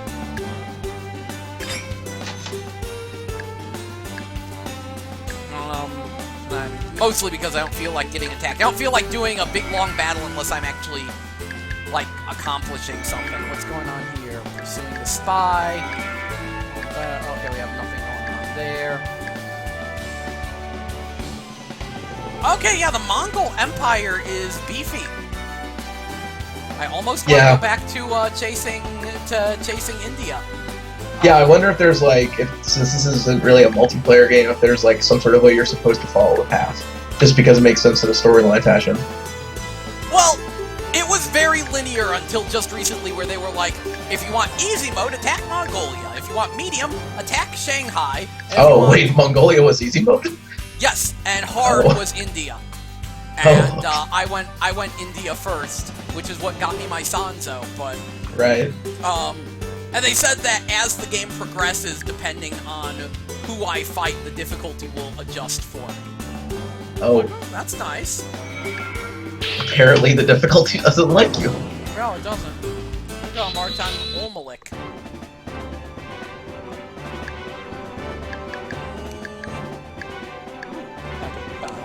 Okay, so I guess I'll just be here, and Lancelot will be here. Fun fact, too, like, if we're kind of still talking about, like, weird ancient civilizations, one of my favorite random history facts is that Oxford was established before the Aztec Empire. Yeah. It's stupid.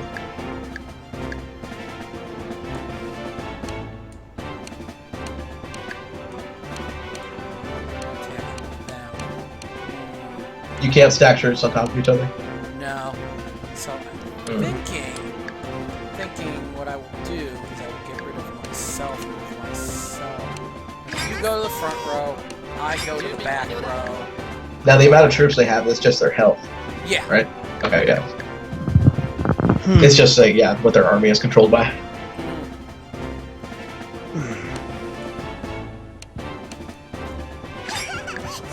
There. Okay, I think I've had enough civilization. I'm actually gonna go to bed because it's after midnight here. Yeah. Yeah. Alright. So, well, no, I actually don't have work tomorrow, but, I've had enough. That's fair. That's totally fair. That is very fair. Yeah, Jell, Graham, and especially our biggest fan, Halberd Knight. Good night, all. Good night, everyone else. Good night, people on YouTube, if there are any. Yeah, if Take this care. actually uploads. I'm still grumpy about the fact that my Xenoblade video, my 4.5 hours of Xenoblade is just not exporting to YouTube at all. Good lord, did it just not do it? Yeah, it keeps failing every time I try. Wow. Oh, this does remind me how late it is. There's a certain more skilled streamer streaming. Nope. Okay. Doesn't matter, I can keep going. I'll see y'all later. See y'all later. Bye. And then there were two. Do you have a Wii U? My brother does, and he's offered to let me borrow it on several occasions. But I really don't have any other sort of reason to play it personally besides Mario Kart. I went with those people. Mario Kart is good times. Yeah. I was wondering, because, yeah, Xenoblade. I know, like... It's got the tooks in me. Everybody's been telling me to play that, and, like, even, like, I think... Was it, like, 2 or 3 years ago that GameStop finally gave up their monopoly on the first Xenoblade? And, like, randomly just like, fuck it, we're gonna sell it for $20 on Black Friday. I remember getting it then. But my brother played it a lot. I never really touched it though. Well, I mean, is it good? I mean, I've seen like bits and pieces so far. I am absolutely loving it. Right. And I will show you some after this because Okay. I am about out of civilization. Yeah, no, like it just seems like the same thing over and over. It is the same thing over and over again with a lot of talking. The reason to see this game is the talking and the fucking, and they took out the fucking. And so Well- I'm like, I'm not that invested. I'm in sure talking. there's patches for that. Not on PS3. Apparently, there is actually a second one of this that is already out Yeah. in Japan. I mean, let me put it this way: it can't be any worse than Honey Pop. Oh God. Oh, please tell me you know what that is. I know what Honey Pop is. I've never played it. Oh God, it's awful. Really, no love. I mean, it is fun in the sense that, oh hey, this is a match 3 puzzle game that actually is really interesting. It's not fun in the sense that you match 3 and the girls moan. So it's just like, good God. Right. I mean, like, don't get me wrong, I like a good dating sim, but like the sex scenes are the most awkward fucking things I've ever witnessed in my entire life. Just like watching a picture of some drawn chick like rock back and forth slowly as she closes your eyes because you get big combos. Oh Jesus!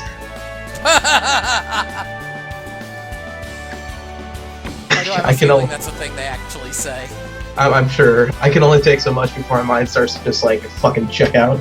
Right. Okay, I need to figure out how to exit this game on a PS4 control. Do you know how to exit games on a PS4 control? Like what are these? Is a PlayStation button? It's just PS4 has a PlayStation button. Right, but it doesn't work. You hold it down. I think.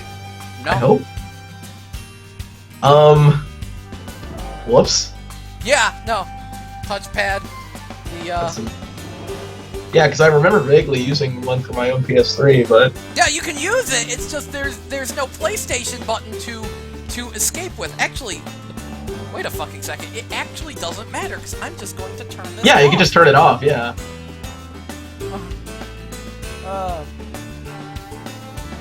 I was gonna say though, like from what I hear is that everybody describes Xenoblade very much like Kingdoms of Amalur to me, and I quite enjoyed that.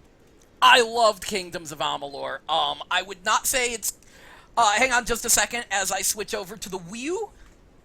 Yeah, totally. I'm gonna go. Yeah, just a second. I'm gonna go grab some fever reducers and some ginger ale. So.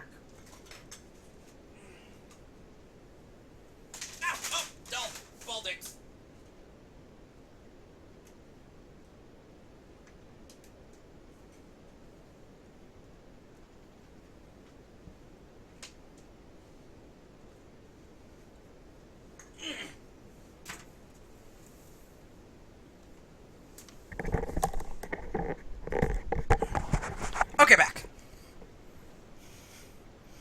Plain old signal. And then I need to click this. Property. Are you there? Give me like 1 second, Joe. I gotta go get something. Oh, okay. Configure. Whee! Done. Okay.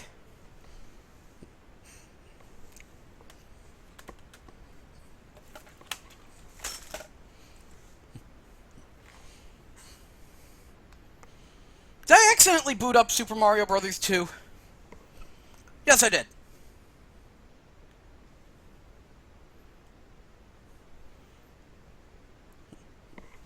What do you mean, no signal? Oh. I'm the smartest person in the world. That's why I forgot to plug in my game. Get plugged. Now it should work. Did I plug in the wrong HDMI cable? All these HDMI cables. HDMI. Everywhere. I think it's this one. Ugh.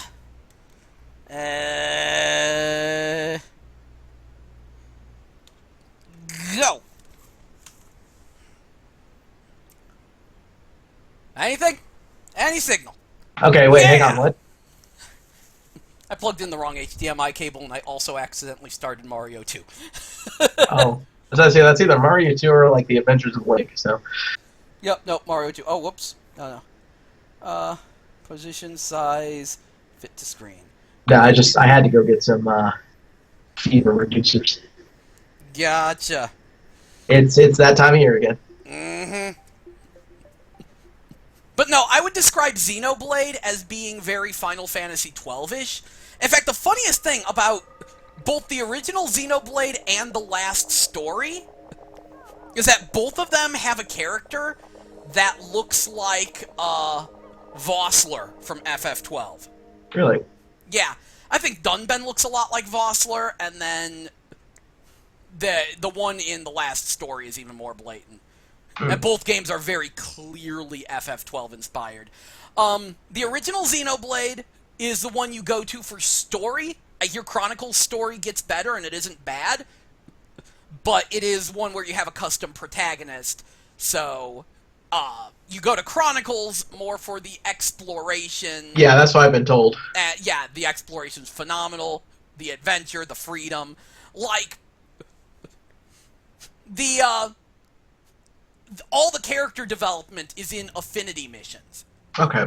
So, if you want to, when you just do the plot, it is just stuff that actually advances the plot.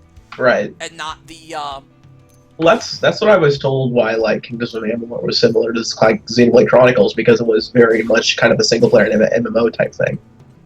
Yeah, and so was FF12, it's just that Amalur actually had the crazy action combat, whereas this is the more slowish combat, the more MMO-ish combat. You'll see. Okay, it's like actually hotkey pretty oriented. fast.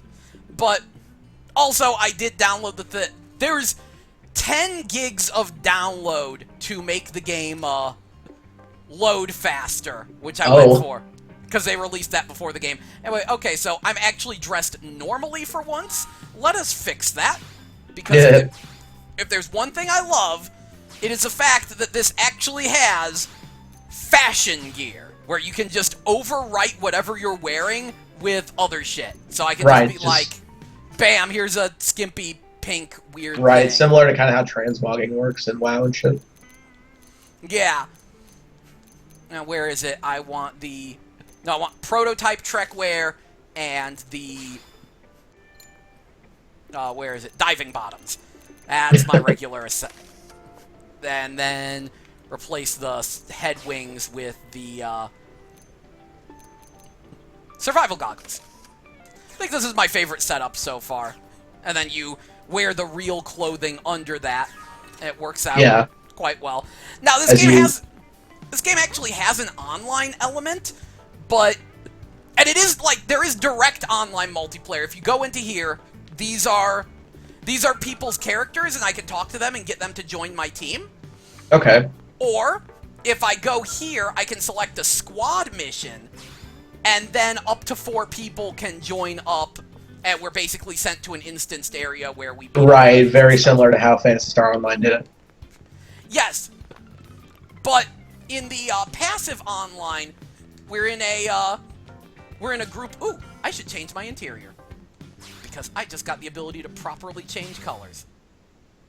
So, the common room, primary color. Oh yeah, we can just ruin this. Oh good lord. We can make this just garish. Not really a hot pink though, but we'll go with that. Can you do custom colors, or is this only by the palette? Only by the palette. Oh. Yeah, otherwise we'd be getting real garish. Give it this watermelon chic. And back when pink and black you thought was a good thing. You know, everybody had that moment one of those days. And we'll go with that. Really, I think we just need more blue. When you get down to purple. We could make. I mean, like you could go for like the vomit blue and like dark green color. That'd be some. I think we're gonna stick with that, but the watermelon thing isn't quite turning out. I should just stick with the pink and blue. Yeah, or pink-ish and blue. What about my mech hanger? I think the accents should be... Oh, no. Floor 1. Yeah. Yeah, Good look at God. this. Look at this. It's like you're painting a discotheque or something. Sweet Jesus. I like that blue. Let's make the accents.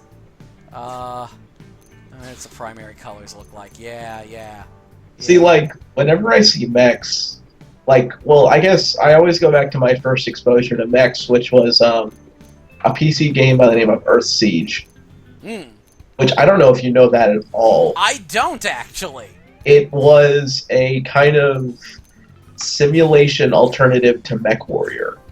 Interesting. Because MechWarrior was very, like, arcade-oriented at the time. And Earth Siege kind of came along. It was something that Sierra made, I want to say. And kind of made it more simulation-oriented. Yeah. And being, like, 6 at the time that I got my first computer, I was just like, how do I pilot these things? So, let me put it this way. Like, I didn't get the appreciation I needed for that game until I was probably 20, so... Yes. Yeah, I think that'll work. And then... Lighting! What can we do with lighting? Disco balls. Disco balls? Ah, I would love some disco balls. That might be later in the game. Oh yeah, and the wall decals is just the curator's one. Yeah, apparently I have a holo figure displayer. And I got the holo figure for my favorite enemy because I'm super pissed that this is a villain. Look at that! Look at this tentacle-headed alien chick. Good lord. I'm like, why can't you be on my team? I want to join you. Why do you want to wipe out humanity? I'm all it's like about some this. sort of like inbred Navi. And irritatingly, she's the only one of her kind. Oh. Like there are no other tentacle heads in the game. Is it like one of those things where like she's 700 years old or something? I have no clue. Oh, okay. I fought her once in a boss battle. Someone rescued her in a mech, and that's it. That's all I know. But all right. So here we are in the main lobby, playing the main city, playing some Sonic Free Riders music. Now the online, you join a squad which consists of 32 players. And, like, only 4 can play, like, really simultaneously. But you'll notice in the bottom right corner we have these squad missions. Okay. Which are things like hunt 12 Mephites. There's 3 right. left. Hunt 16 Lophids. And everyone playing, when they defeat that kind of enemy, it counts towards the total. Okay, that's cool. So it's kind of like similar to how DICE does the Battlefield community operatives, just at a much smaller scale. Where, like, for, like, Battlefield, it's like, get 100,000 headshots over the weekend. I mean, you're not going to get that by yourself. It's going to be everybody. So, kind of like that, but to a much smaller scale. I guess. I know nothing about it, so, yeah. Yeah. But no, I can totally see that. Yeah. 2 placid duo wheels. Oh, those are only at night. Where's that? I think I saw something I could actually take on here. Is the day and night cycle real-time? Real-time-ish. Yo, it's... like, every second is a minute. Something like that. Screepos. 2 Apricas in Oblivia. Or a Black Mass from an Aprica. Whatever. Anyway, the touchscreen is used for fast travel, which is very, very potent and good fast travel. Also, I can hold R and press X to make the... Oh, yeah, I guess it won't work for that. There's a thing called the follow ball. Huh. Which is just a ball that'll take you to where you need to go. Except it doesn't work for collecting missions. Oh, okay. Because you have to get to the general area of where it is. Yeah, it's not going to tell you exactly where the things you need to collect are. But let's go to Oblivia, which is a desert area, and see if I can figure out what the heck an Aprica is, because I don't remember. Actually, there might be... Let me see something. Intel. Enemy index, yes! Okay. Now, the last game that I kind of played relatively similar to this was actually Freedom Wars.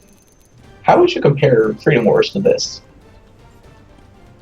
The person you want to talk to just left. Oh, god damn it, Horseplay... really?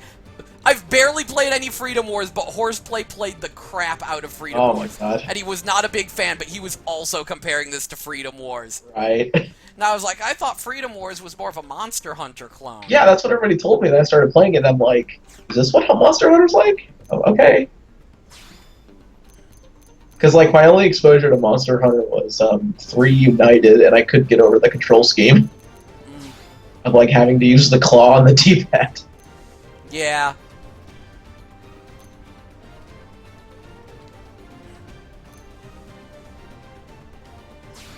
So is that the thing you're kind of looking for? I guess? I thought those were in the forest.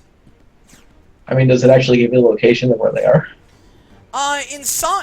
If it was hunting the enemies, it would, but because it's hunting the black moss from the enemies, it's not. Oh, okay, so you have to actually look for what enemies drop.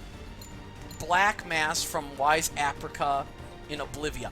I've never fought a Wise Aprica in Oblivia. I swear I haven't. Anyway, the stuff you can gather on the ground just appears as these little crystals.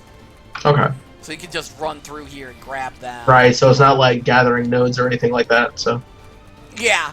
And very quickly, this game turns into Pac-Man for me, where I just run around. That ain't a bad thing. Yeah. Wait, are those Apricas over there? No, those are Lepixes. Oh, As you God. can see, the draw distance is redonkulous. Yeah, like... If you see it, you can go there. I mean, like, for a Wii U game, it really looks rather good, even with the kind of underpowered hardware that it's thrown in it. And I don't know if it's just because, like, the design of the game, or if just the hardware's... Not the hardware, but if, like... I mean, this is a game that's obviously designed around the hardware, so they know what they can get away with, so... I will say, however, the character customization is garbage. Okay.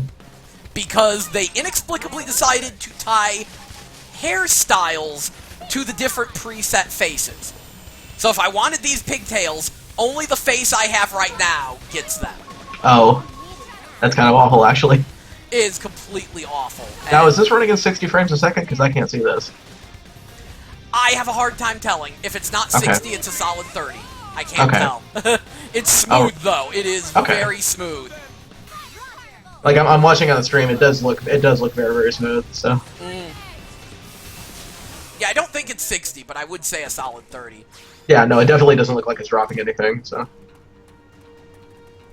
But yeah, you hit R to lock onto things, you can press X to switch between your weapons, attack it, and then, you're controlling your character, everyone's attacking.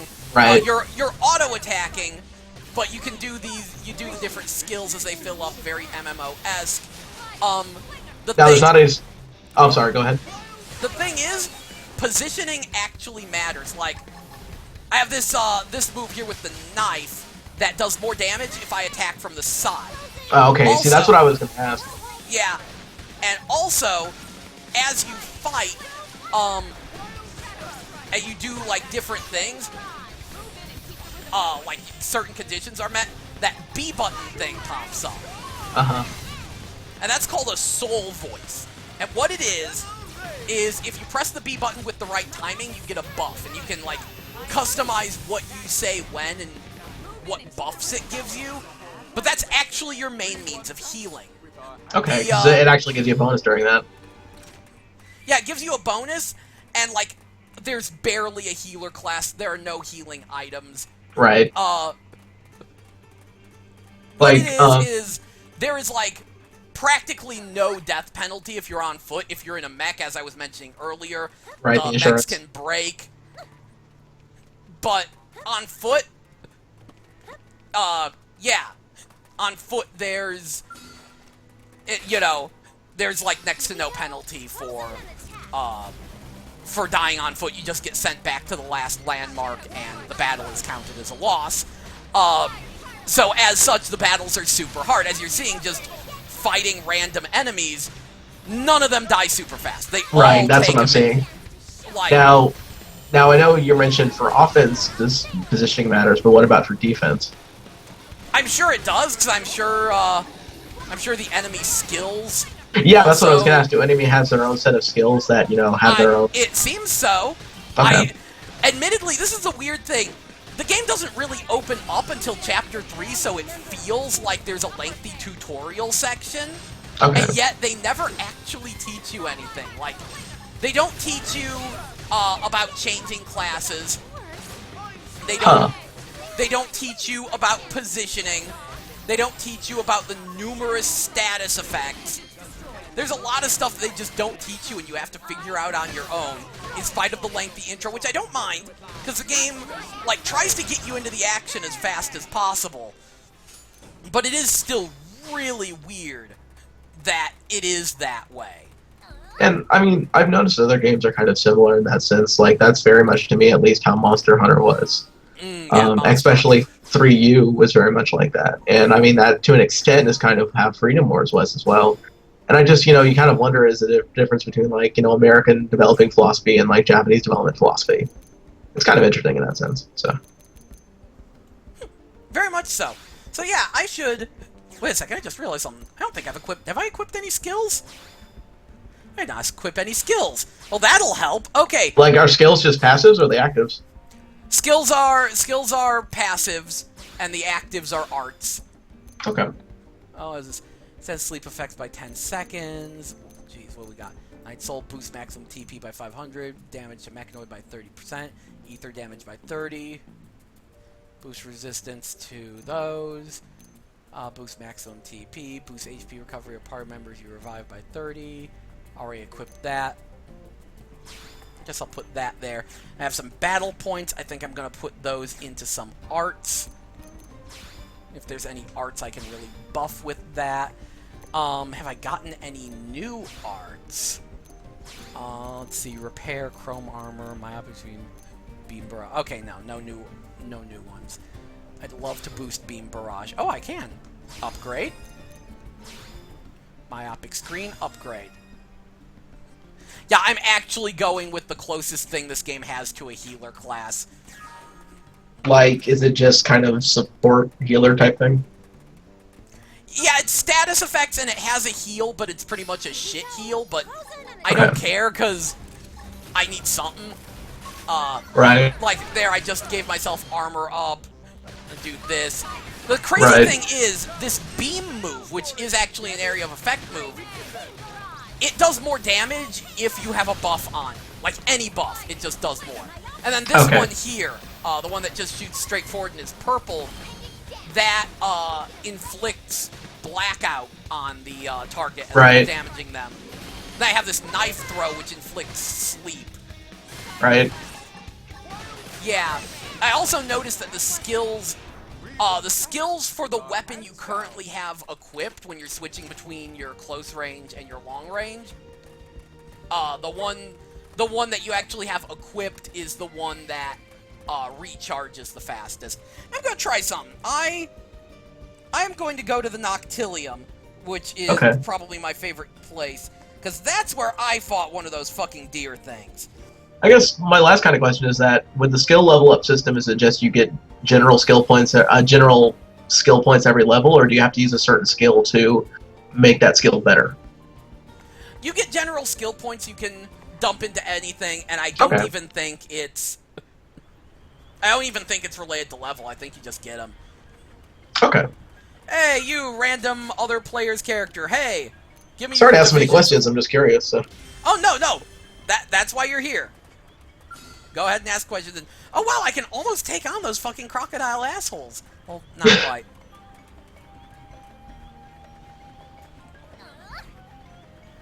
So all right, we're. I'm kind of also very taken aback by the art styles in this game. It's very pretty. It is. The character models are a little weird. With, yeah, but the environmental detail, I mean, holy moly. Oh yeah, the environments are fucking amazing. I mean, this this easily rivals like anything you would see in, you know, your modern kind of MMOs kind of stuff, you know. Not to compare it to that, but I mean, like, no, it definitely looks gorgeous, yeah. Yeah, which is half the reason people are freaking out, because it's like, this looks better than a lot of Xbox One and PS4 games. Right. Which is mostly due to the art, but also due to the tech. Just, it's very well made, and it's like, this is on Wii U. How? Yeah. How are you working this magic? Oh, I mean, it's like the same thing with, like, Infamous 2. I don't even know how they did half the effects in that game. I mean, on, like, you know, on how old that hardware was at the time, it's just like, holy crap. Mm-hmm. Oh, yeah, by the way, you take no fall damage, and you have infinite sprint. Oh boy. So that's good, because, yeah, there is a lot of world to run around in. I was about to say, do you have any mounts besides the mech? Nope. Just the mech when we get it in Chapter 6. Which... One of my friends actually, like, wrote the guide, and he was like, it sucks that we couldn't do a step-by-step for the mech exam, but it is all... Like, apparently the mech exam is actually, like, collecting parts for the mech. And so it's all up to luck. It's like you can beat this in 2 minutes, in like 10 minutes, or like 5 hours. Right, just the drop rate on it's really shit. Yeah, it's like it was like we couldn't write a step by step. It's impossible. This is one of the weak points of the game, is trying to get through that. At least it's not like your traditional MMO structure where like, okay, now you have to wait a week to farm this again. What? Yep. That would be awful. It's a big old monkey. Oh, I can actually take him now. That's good, but where the heck are the giant deer? I need to murder a giant deer. Can you look at it on your map or something like that, or doesn't give you any sort of target marker? Nah, especially because it's telling me to fight them in Oblivia, and I'm in Noctilium. Noctilium also has like my favorite song, one of my favorite songs in the game. The music in this is very bold. They use a lot of vocals. A lot of people cringe at the fact that halfway through the battle song they just start rapping, where they rhyme planet with cannons. Oh. Yeah. In what language does that rhyme exactly? I mean, or what accent, I should say, does that rhyme? They say it cannons. Planet, cannons. Get out your guns and cannons. It's very odd. I'm gonna teleport over here. Maybe that. Yeah, the only thing that I've like actually heard about the soundtrack is, I mean, I haven't actually heard the soundtrack yet. I probably should, but I've only heard about kind of the hilarious like controversy behind the CD. Hilarious controversy? Wait, you didn't hear about that? No. Oh my god, it's pretty bad actually. So apparently on certain machines, the CD actually, to prevent piracy, installs some sort of like weird-ass DRM that like no one had seen before, that makes the Y drive completely unusable.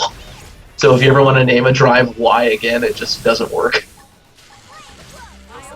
It was really weird. It was just like, why is this here?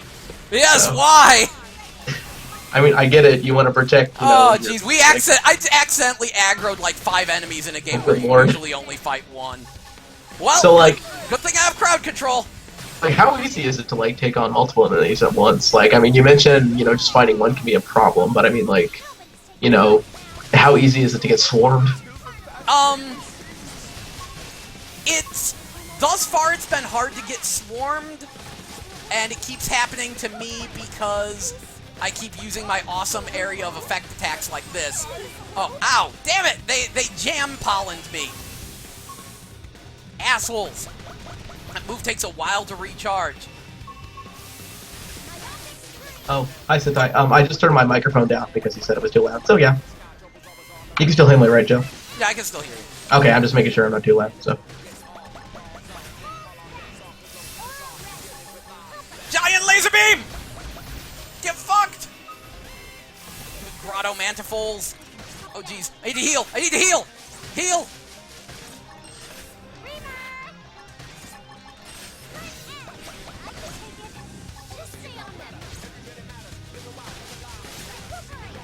Recuperate!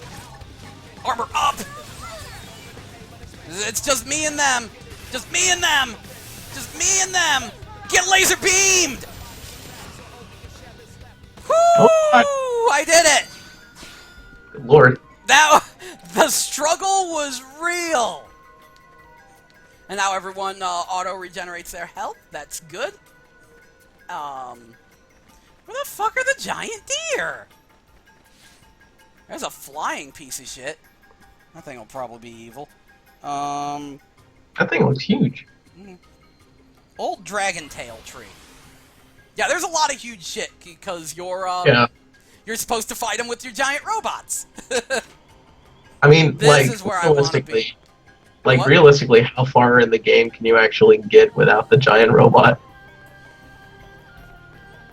I know you can actually swim across the ocean to the other continent.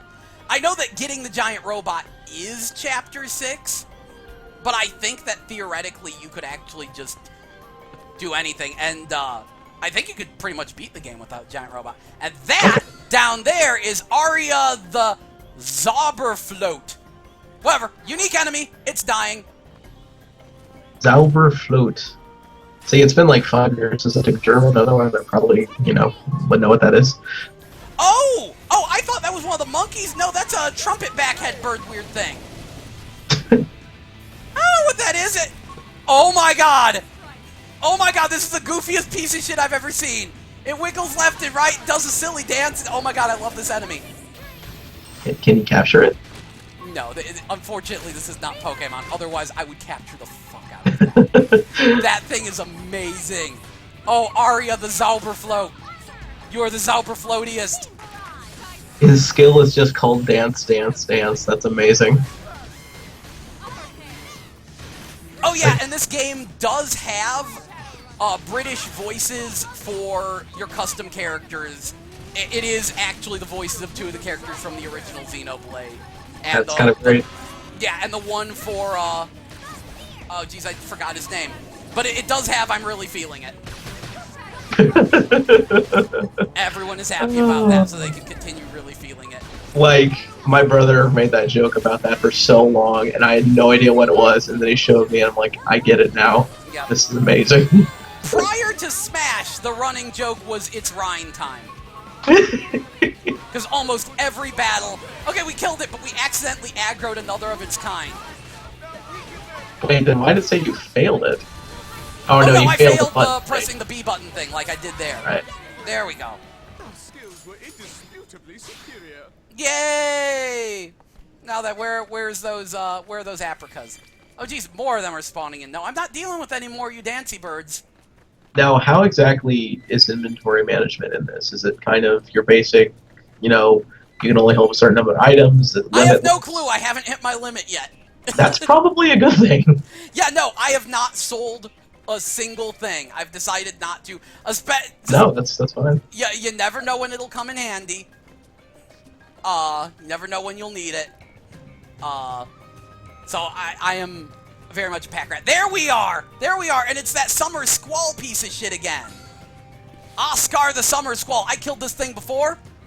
I will do it again, but first... Does it actually say that's for the quest, or it's just the random thing? No, that's just a random thing. Okay. But that is the thing I need to kill to get the back fur, and I'm thinking that's how I got the back fur before, even though I'm supposed to be fighting them in Oblivia. God, I would really love to see some of the concept art to this game, just because, seeing all these enemies are very kind of artistic, so you don't really see that in a lot of modeling stuff, yeah. The enemies are one of my favorite things, because you look at them and you go, these things are fucking aliens. Yeah, exactly. I love it. It's kind of like, I'm noticing they use elements that are kind of common to our world, but at the same time, put them in a way that you're kind of you do a double take. It's like, that kind of looks right, but at the same time, that makes me really uncomfortable. Yeah. That's my perspective. I mean, look, that giant ball sack stomach thing. Yeah. Yeah, no, there's these birds running around that have, a ball sack on their chin that we were laughing. They're, one of the running jokes of this game. Freaking ball sack chocobos. Balkabos. Balkabos. Oh yeah, also, in the, Goofy battle theme, with all the rapping, after the rapping is done, it starts playing, bad English singing. Oh god. So, yeah, it's rap and English, and it's oh my god, this is beautiful. So, are the unique enemies designed to be taken on by more than one person, or can you pretty much easily take them on by yourself if you're well-geared enough? I don't know, I've never traveled without other people. Okay.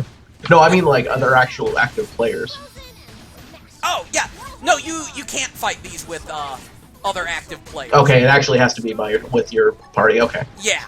Yeah, you only play with active players in in instance little areas where it's Okay. like, kill 10 of this enemy. Yeah. Now, are the instanced enemies typically more powerful than just the ones running in the overworld?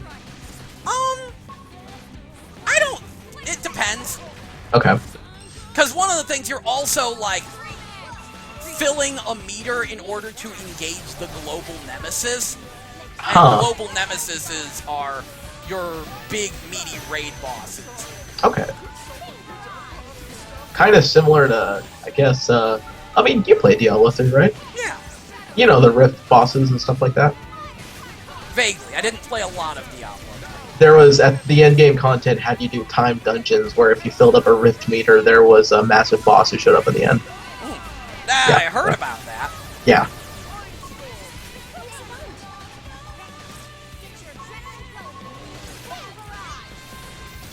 Yeah, I may have to, like, borrow/steal my brother's Wii U for this. Yeah, it's kind of worth it. This game is... Yeah. This game's a little on the meaty side. Which is why, once again, people are starting to ask, is it time to get a Wii U now? Which has been asked a million times. And the answer, like, now there are so many good system-selling games, it's like, as long as you know what you're getting into, I would say yes. Just, you have to be prepared that all you're gonna play on a Wii U is the Wii U games. It has some of the best exclusives of the generation, and that's it. It has no third-party support. But Nintendo went all in on the first party. Oh yeah, yes, you're right. It wasn't until Reaper of Souls that Rift came into play. And it was fun.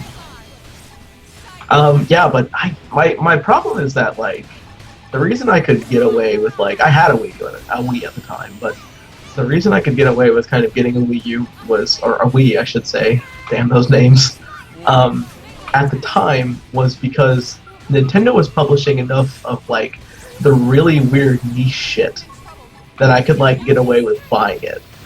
Or, like, I feel like I could get away. Like in the early days of, like, you know, of Octomania and, like, Bad World. Like, that kind of, when they were making that kind of weirder stuff in its life cycle. You know? Yeah, a lot of that was, like, not even Nintendo, just, there were a lot of weird publishers.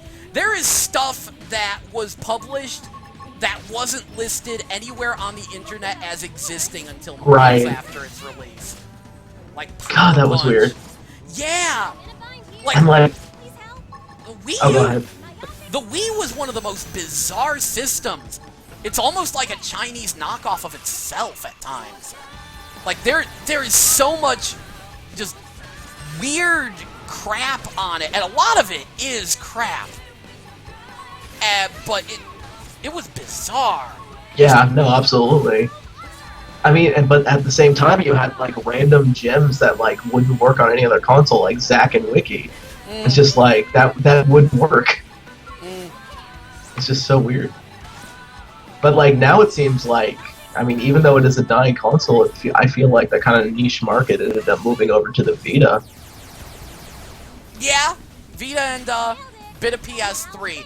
I always go wherever the bizarre niche market is, and PS3's been getting a nice bite out of that. Yeah. Like, yay, there we go. Hooray! Like, Vita, like, had one of my favorite games of, like, last year that kind of randomly knocked me out of the park, was that random, like, British-style arcade game, Don't Die, Mr. Robot. What system was that on? It was on the Vita. I've never heard of that game. It was called Don't Die, Mr. Robot, and it played exactly like an Amiga game. It was all sorts of wonderful. Huh. Yeah. Like, and that, Jeff Minter, who made TBK, was on that console as well. Oh yeah, that's a good point. He's done some really zany shit. Yeah, no, I know Jeff Minter. I haven't looked at his stuff in a while. Yeah, no, TBK came out, I want to say last year, and it was pretty fucking great on that console. It's on Vita, you say? Yeah, it came out for Vita, and I want to say PS3, unless, you know, I want to say there was a lawsuit going around last year of Atari suing him for it being too close to Tempest. Because it was pretty much a sequel to Tempest 2000.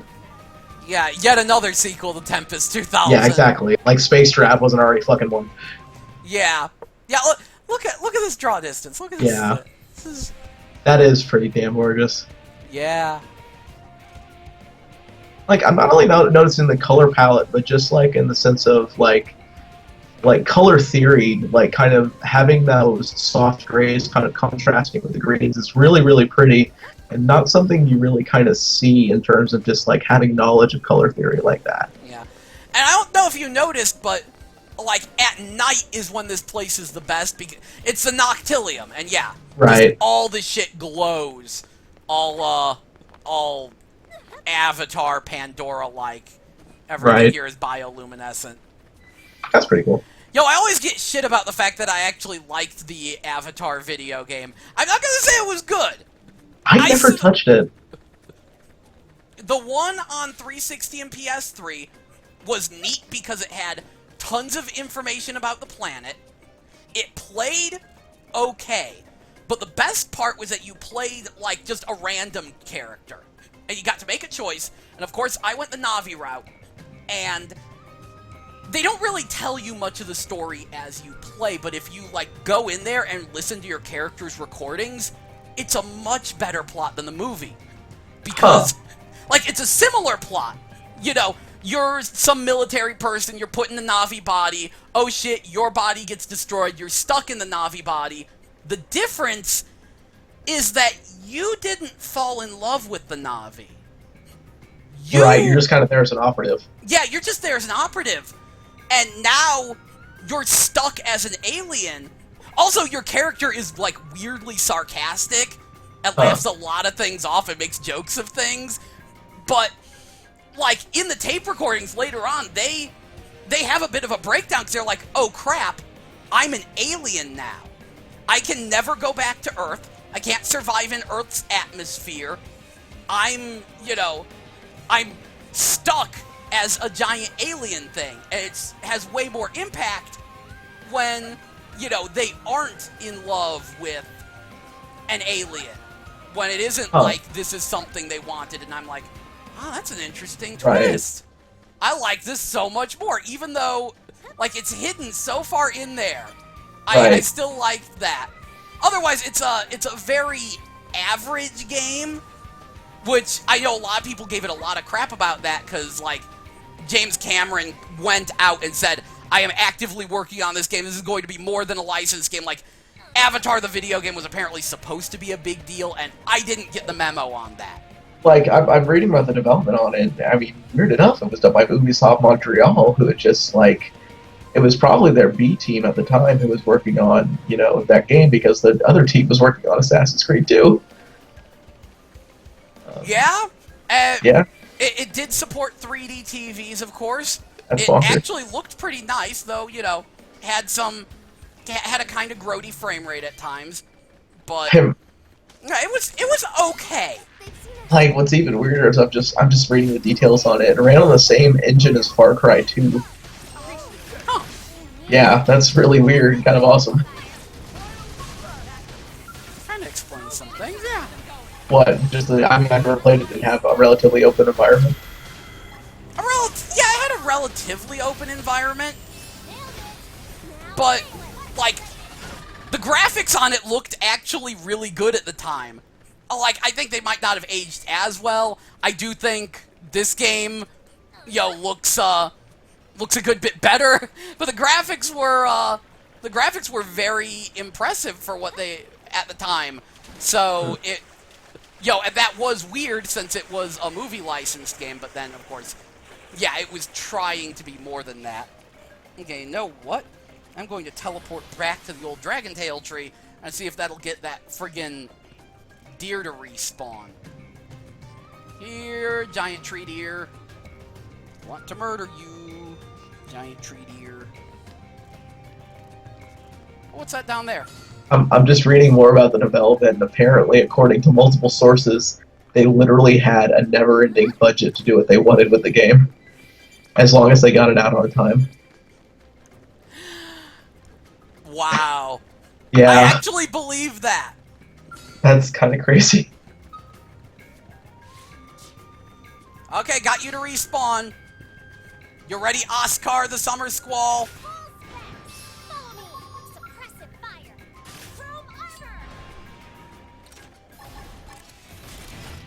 What the fuck?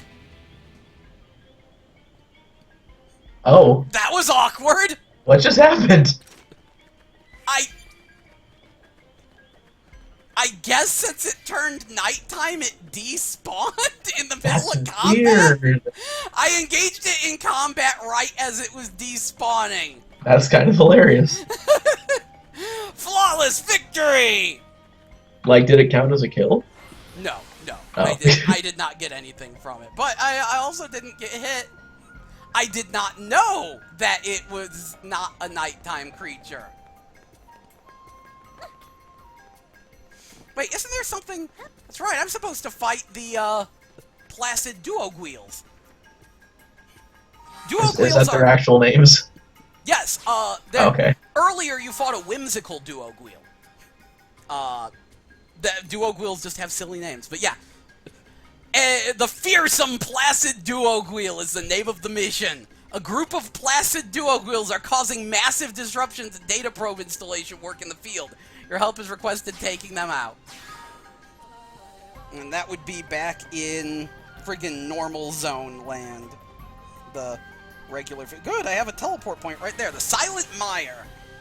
It says that they show up at night. I remember having trouble with them before, but that was quite a few levels ago. What I'm supposed to be doing is taking out gun turrets to help Alvin and the Chipmunks. Wait, what? There's these aliens that are small, and they talk like the Chipmunks, and there was even 3 of them in the right colors, and I was like, okay, so that's Alvin, Simon, and Theodore. I was about to say, that's gotta be intentional. Nah, I think it was an accident, but they're Alvin, Simon, and Theodore to me. Yeah, I can take this guy now. Alright, Placid Duogwheel, prepare to get fucked. Placid Duogwheel? It is a floating tentacle stingray octopus thing. Ah. Not quite a sharktopus, but close.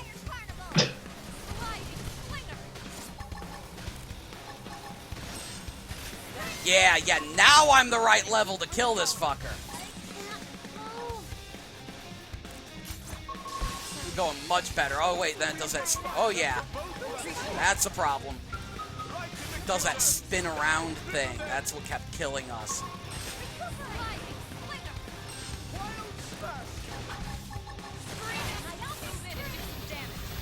Yeah, you get blacked out, and then you get laser beamed. And then full specs. Slit edge. Screamer.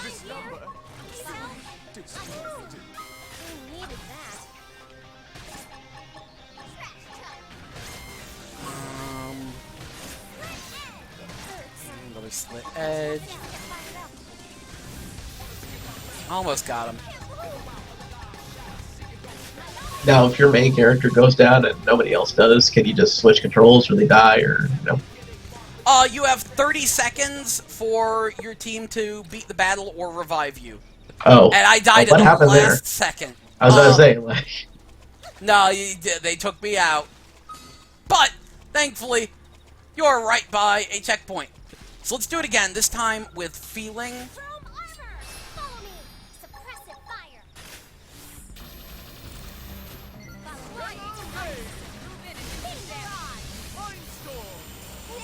Yeah, that spinny thing's a piece of crap. Yeah, it looks like it. Yeah. Hits everyone, does good damage. Go take off a good third of our health, it looks like.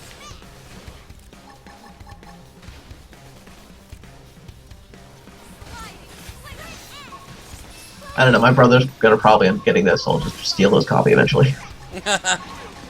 Good.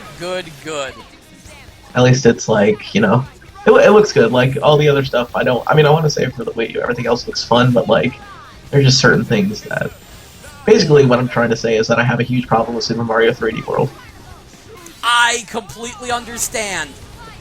I don't have a huge problem with it. There's a lot I like about it, but I have an issue with it Because you pretty much require power-ups to play that game.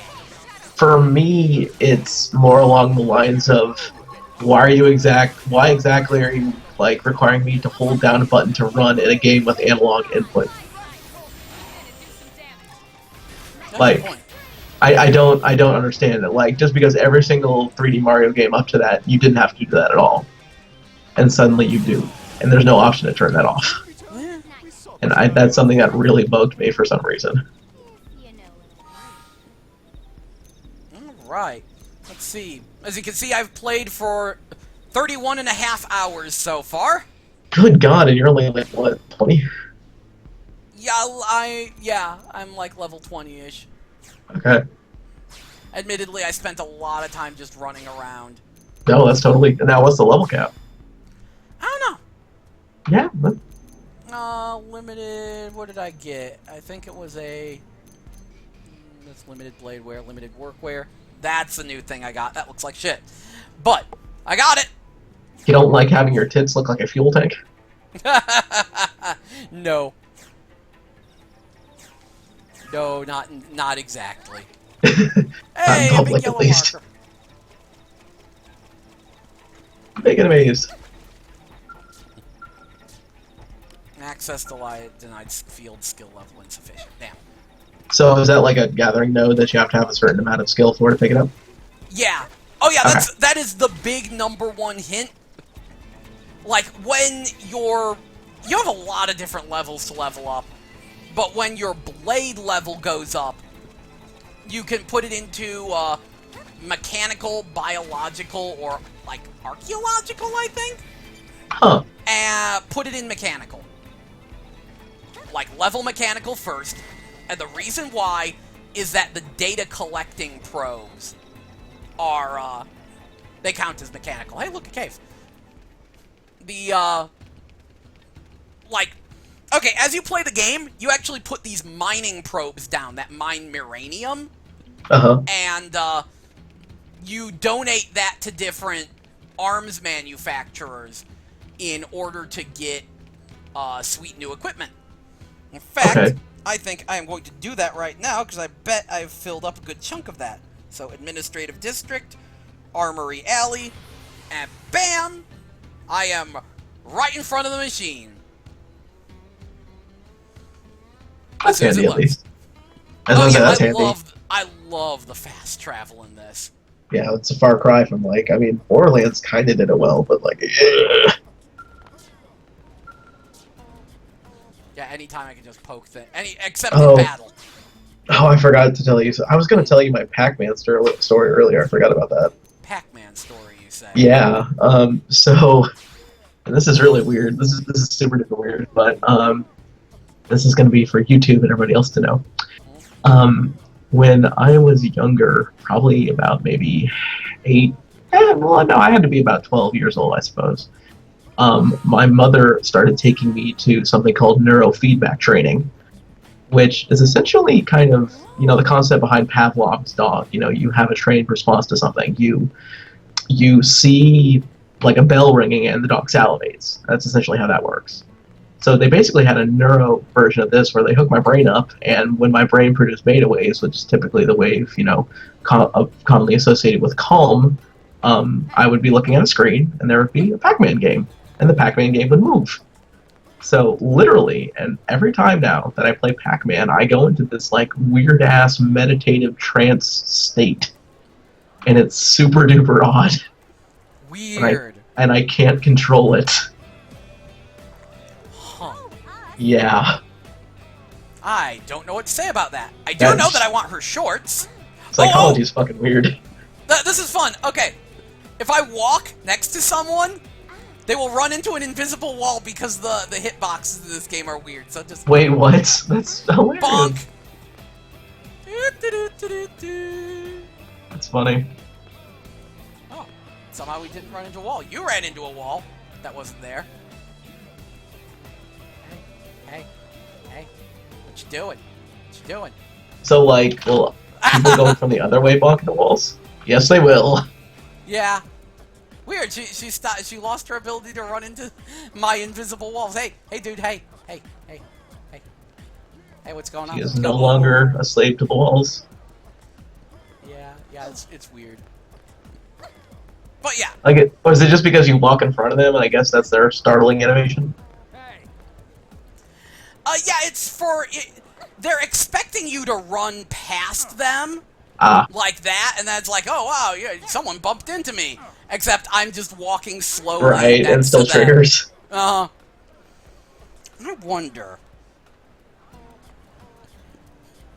Let's see if I can maybe take one of those turrets in Oblivia now. Oh, by the way, this game doesn't auto-save, so it's a good idea to save.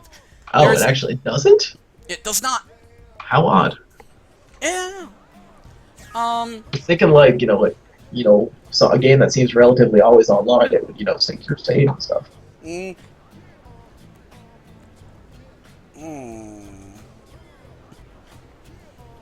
I think that's the one I want to go to. I'm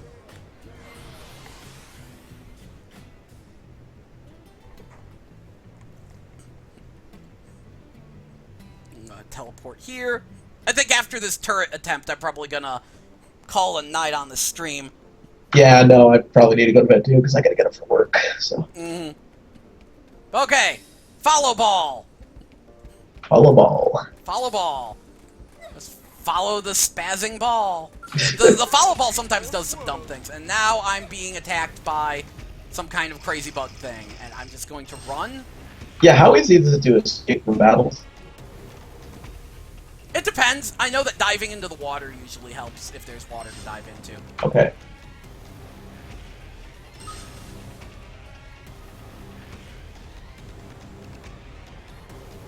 Whee!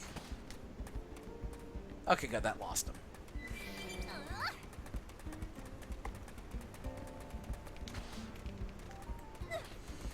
I do love the clothing options in this game because you can dress like actually professionally looking in like heavy armor and look badass. You can wear skimpy outfits, or you can even wear just like nice casual outfits. Right, just because you're not restricted to kind of the stuff at the level. All right, this is gonna be tricky.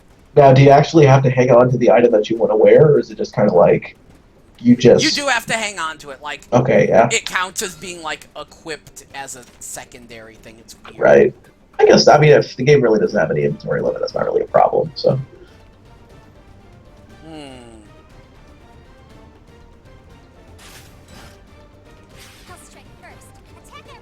Gonna try to pull one of these bastards. That looks like a clusterfuck waiting to happen. Yeah. Entire party, use ranged attacks. Yo, you can offer commands like that to your party, but, like, okay. Yeah, it's a thing. Okay, let me get Recuperate on me. I need to heal L. L is thus far my favorite character. He's an alien dude who, studied a copy of the Library of Congress before it gets blown up. Oh. Yeah, we had that with us, and, then these aliens came and blew it up, and he was sad because he's all about his thirst for knowledge. It's his shtick. He's like, I love knowledge. And so he knows a lot of Earth-isms, and, Does he drive Lamborghinis in Hollywood Hills? Have you seen that, Jill? No. I'm sending that to you later. I'm sending that to you later, and you will laugh because you will understand what exactly knowledge means. And, of course, we got murdered. Okay. Time to try Plan B. Plan B is... Oh, by the way, there's the ball sack chickens. They're docile. Oh, boy. Look at that thing. Good lord. Yeah. You weren't kidding. Them some nads. They got balls of chicken. Okay, what I'm going to try to do, I just realized that the turret I'm trying to destroy is only level 16, whereas the people around it are level 21. So, in theory, I could, try to lock onto just the targeter... Oh, Lord. The targeter Zig. I could try to just lock onto that. and see if I can blow that up without arousing any suspicion.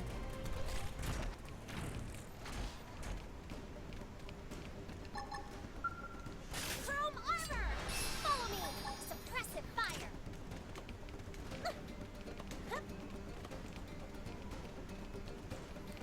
Bonsai! Good luck. Yeah. Now, like, can you, like, kill, like, the ads around and run away, then respawn and zerg back in? That was what I was trying to do earlier. It didn't work. Okay. Mostly because there's just too many of them, and they're too powerful. But maybe... Oh, good lord, I actually haven't aggroed most of them. Viper, that is something incredible. I haven't aggroed any of them! How the hell are you doing this? We're doing this stealthily! Look at this stealth! Look at this stealth-ass shit! Good lord. We are just so fucking sneaky right now! Metal Gear! This, like, brings me back to, like, days in WoW where you had to, like, do solo dungeons. And, like, that were designed for a group, and you can only pull one enemy at a time. So you're just, like, sitting there with your butthole clenched the entire time, being like, oh god, don't hit me, don't hit me, don't hit me, don't hit me. Don't notice me. This is working! This is not supposed to work! Good lord. Don't jinx it, don't jinx it. Oh jeez! I'm... Oh my god. And then they all disintegrated because I just completed the objective! Wow. Yes! Yes! Yes! Holy shit. That should not have worked! Fuck you guys! Fuck you! Who's That's the best? amazing. I'm the best! Oh, I'm the one who wins Street Fighter Tournament! Oh look! Look, they came back! They're defending it! They don't even know it's gone! That's funny. They don't even know it's gone! We're protecting this thing! Where'd it go? Oh. Oh, it must be a cloaking system. Yeah, that cloaking. Look, our cloaking's badass. We should go find it.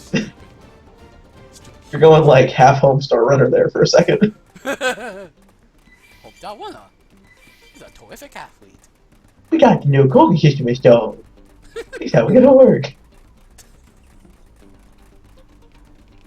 Oh, they're the prone star runners. And that is a big angry thing in the background. Look at that. I just realized I would pay good money to see Homestar Runner uses a cloaking device. How would you use Homestar Runner as a cloaking device? Well, Homestar Runner uses a cloaking device. Oh! Hello. You can't see me. I'm invisible. Your impression is like scarily spot on. Okay. Do you see that big thing in the background? I got killed by it once. Look at that thing. Oh, good lord. Look at that thing. That's a scary motherfucker. He is fast, too. Because I tried to run away from him. It didn't work. It Does he didn't have work. Okay, I thought he had like a football helmet that said And 65. he's coming near me. Oh boy. He's the home runner. He's a terrific athlete. Whoa. Time to teleport. Good job, Good job, Homestar. You did a great yorb there. You did a great yorb there, Great Homestar. yorb. Oh man, let's bring it back. Okay, I already checked out that helicopter. Oh, by the way, the mechs in this game transform. That's cool. Yeah. To like, you know, like what kind of transformations? Airplanes and cars. That's cool.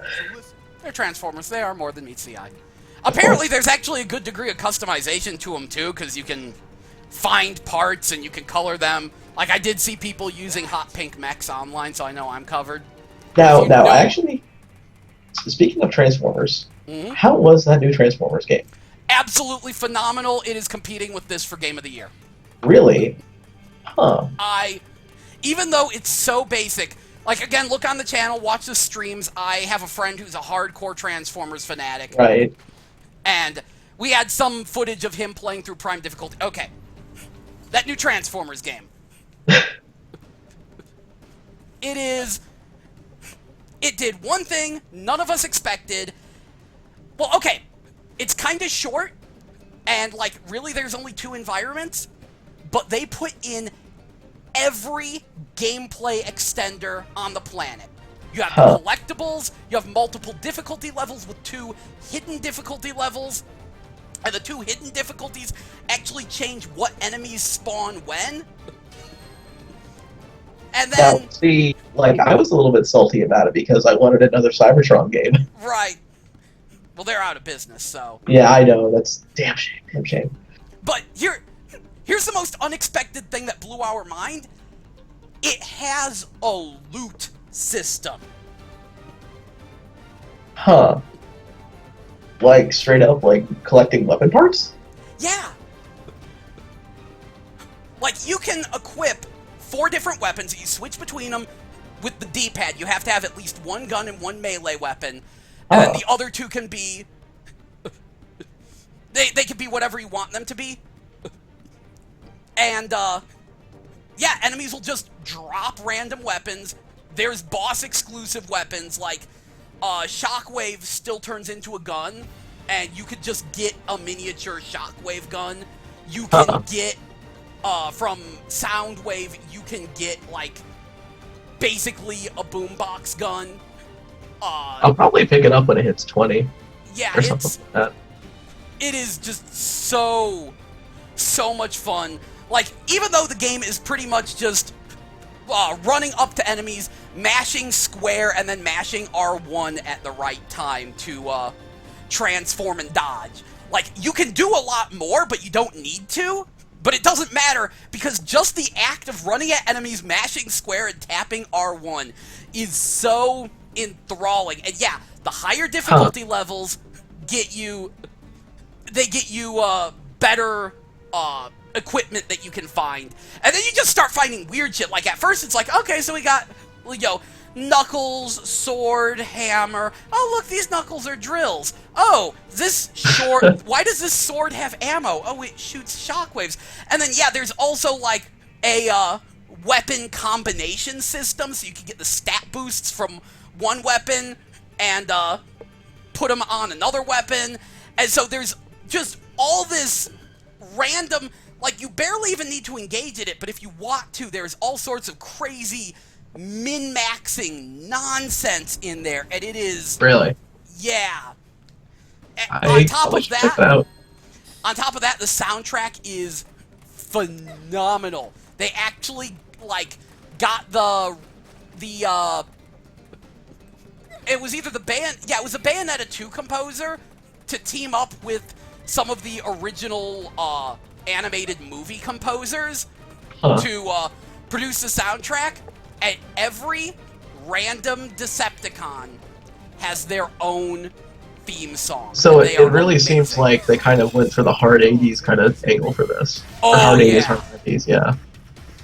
I mean, That's technically, it's a Combiner Wars game.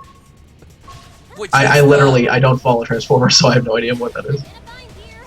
Combiner Wars is the new toy line.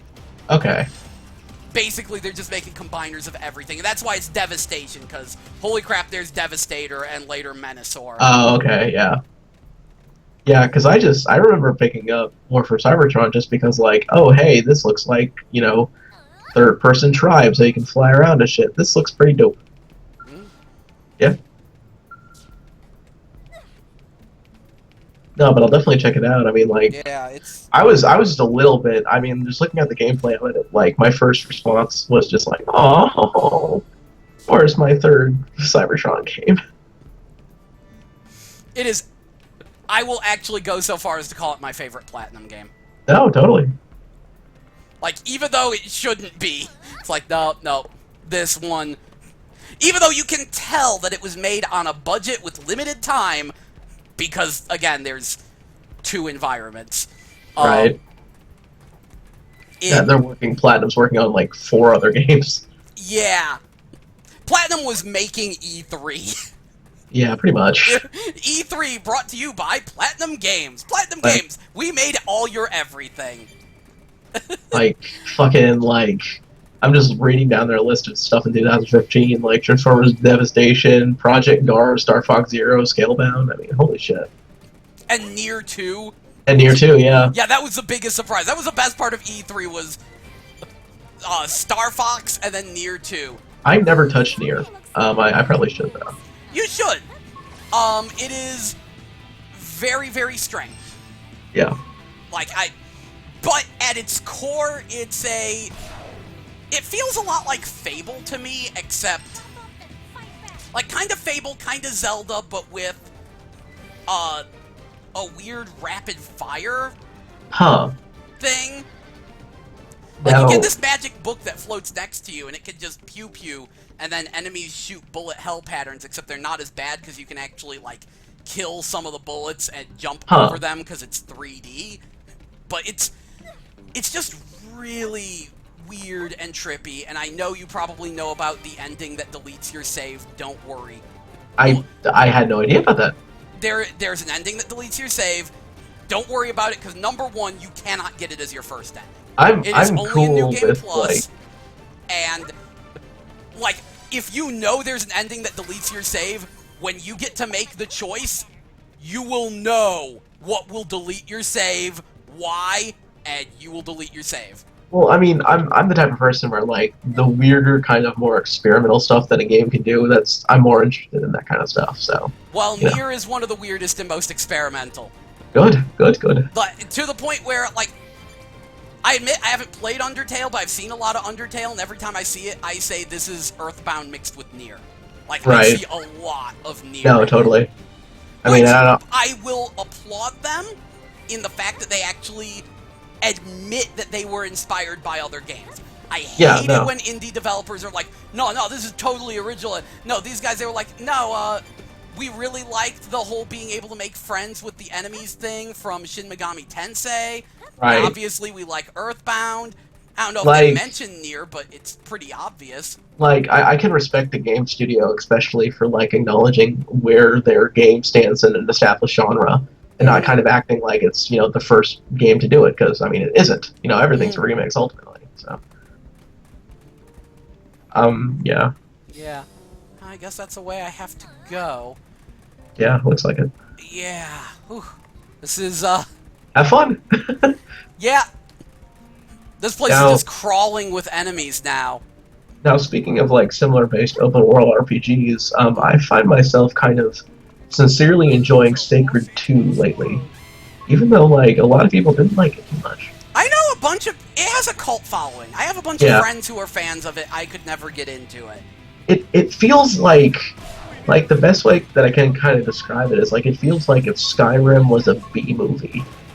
Like, it's got a loving amount of jank to it, you know? Yeah, I could see that. Yeah. And speaking of a loving amount of jank and B-movies, I've never beaten it, but Hunted the Demon's Forge. Oh my god. I love the writing in that game because of the unique badness of it. Right, exactly. Because I'm sorry, that is drunken D&D night, the game. Pretty much. I mean, I've seen bits and pieces of it, but, like, I haven't actually played the entire thing. I need to.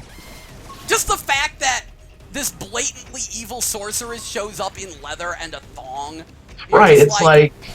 And if you pay attention, I am convinced that the players for the characters are the opposite gender of their characters. Right. Well, I mean... Because the guy is, like, calm and rational and afraid of spiders, and, like, the girl is wearing a skimpy outfit and super reckless and literally gets off to explosions. Well, it's like someone took that Easter egg, like, that Easter egg hidden ending on Summoner and decided to make a fucking game out of it. Never played Summoner. Please don't tell me you know what I'm talking about. Nope. Oh god, it's literally... There's a hidden ending in that game that's about 30 seconds long that is all the main characters sitting around playing D&D. And, like, one of the main instances is just, like, somebody in the other room rummaging through the fridge saying, "Where's the goddamn Cheetos?" It's wonderful. Wow. Oh, got a nice Aurora Borealis going on here. I should just save and quit, because, oh, egad, I need to get to some math. Some math? Yeah, some math. Got math finals coming up. I went back to college so that way I could be a biologist. Oh, good man, good man. Yeah. I don't think. because I was working at Walgreens, and there were about 3 times where I lost control of my body and nearly killed people, and that's never happened Jesus to me Christ. before. Yeah. Well, let's discuss this off stream. No, it's cool to discuss on stream. Cool. No, like by lost control of your body, do you mean like? It was very weird. Just I went into a very bizarre state of just psychoticness. It was very odd. Okay. Because I was overworked. Like the prime moment of this, we had like the register up front. We had both registers up front full. I'm working in photo. I've got like 5 people in line in photo. There's 5 people in line up at the front register. More people are coming, and I called out to them to open the cosmetics register. I'm like, right, because that's the relief register. Yeah, like, we need this, and so I'm in photo checking people out, and like I call it in IC3, and the person who's supposed to be in cosmetics gets on the intercom and says, "There's no waiting in photo." Oh there my. are 5 people in photo. Oh, and Lord. I just lost it. I was this close to just bolting into the back room and punching her. And I was like, no, keep it in. Pick up the thing. IC3 in photo. IC3 in photo. Click. Good Lord. And then, like, the manager rushed over to photo to open the second photo counter, and I was like, yeah, okay, I'm done. And then I saw someone do a YouTube video talking about how America is sorely lacking in scientists, and I was trying to think of anything to do other than Walgreens. I was looking at being like a plumber or something, and this person's like, yo, America is so sorely lacking in scientists, they're importing them from Europe and India, because we really lack scientists. And I'm like, I like science. What's my favorite science? Biology. I love staring at ants. Like, how many years are you into a biology degree? I'm on my, I guess this is my 2nd year. I'm still getting the prerequisites out of the way. Oh, yeah, no, I understand entirely. It's such bullshit, because I want to be doing a biology course. Like, oh, no, I understand entirely. I accidentally chose, like, biology for non-majors, but I did it anyway, because I was like, you know what? If I go with the film editing degree instead, it'll count for that, and I need a refresher. My final grade in the biology class was 106. That'll work. So I'm like, okay, I think we're in business here. And Monsanto's just down the street, so I could just end the world with horrible genetics. You certainly could. Yeah. Yeah, I know all the arguments against Monsanto, and I completely agree. I'm a little worried about the Terminator gene. Yeah, like, I don't blame you. It's like, I get why they're doing that, but I think about it and I'm like, what if that gene cross-pollinates? What if you wind up wiping out the entire corn crop? Like my mother growing up, she fed me like very much organic food, like not processed. So like part of me just like when I hear it, my mind goes blank because like God, I've like listened to this for like 17 years. It's one of those things. Yeah. Yeah, it's No, that's cool.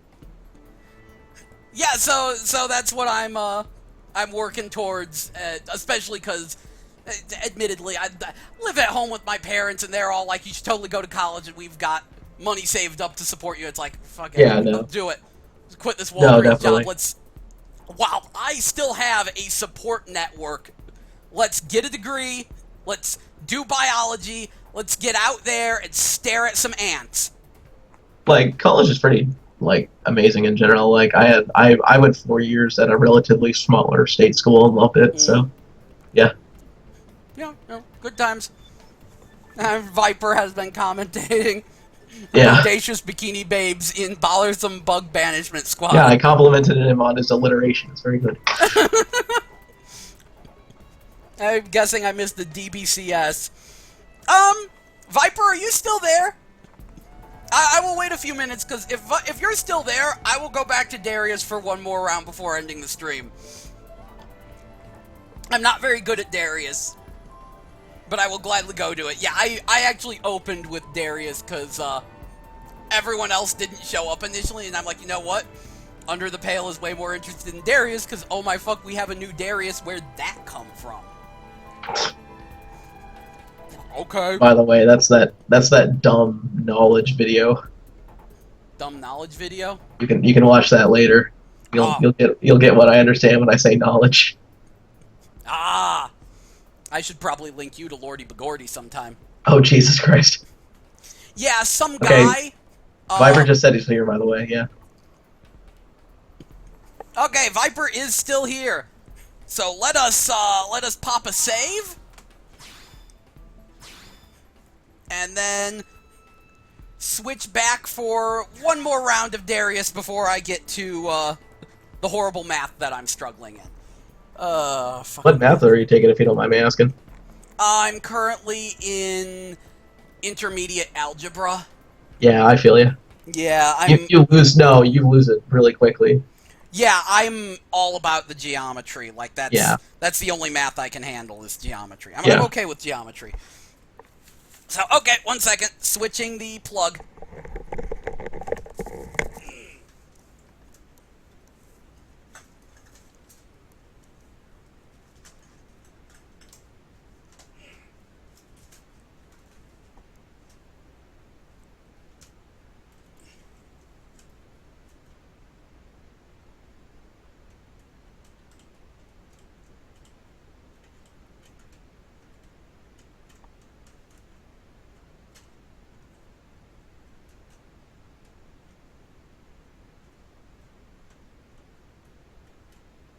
There we go.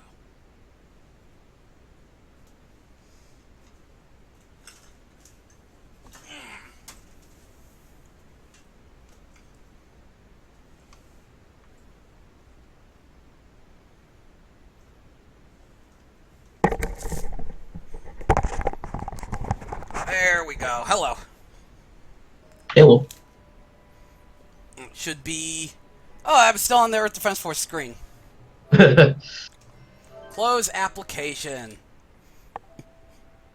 I am going to call it a night because I need sleep. Do a few It's good missions. talking to you. Good talking to everybody in the chat. So, yeah. And whenever you see me on your stream, and just toss me in and I'll provide my dumbass commentary. So. Yeah. Yeah.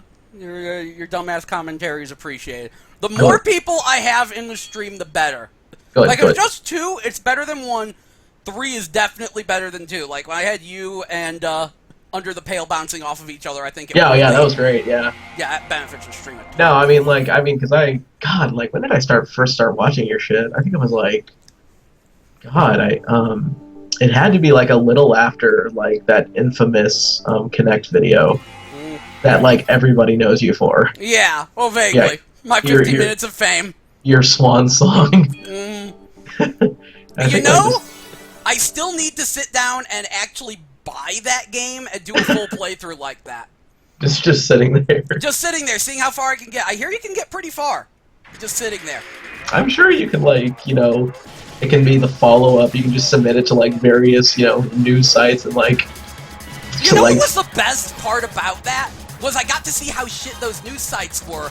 Oh yeah, absolutely. The thing that I pointed out, that was a demo.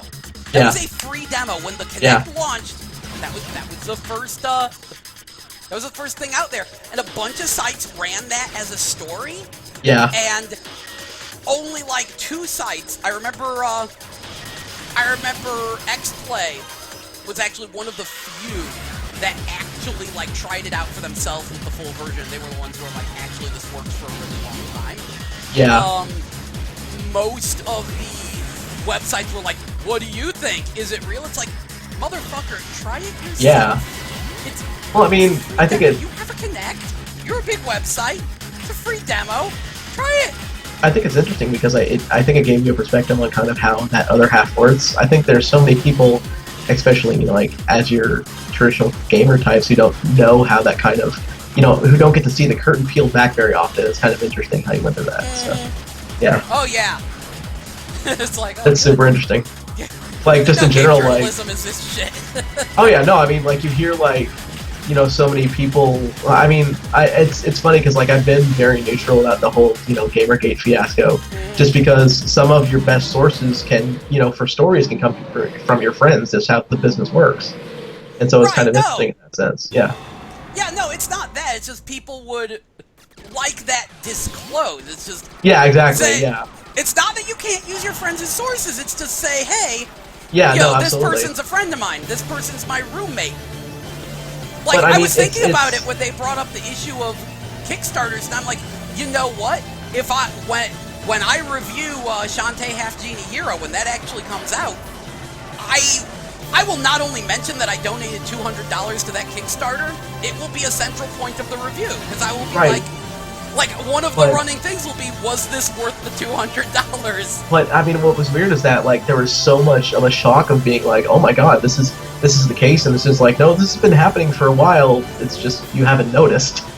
Like that's the kind of thing that was interesting in that sense. And I guess just because like I come from a person who has like been in a relative game industry background, so it's always interesting to kind of like sit back and watch the fun, for lack of a better term. Watch the Hatfields and the McCoys fight.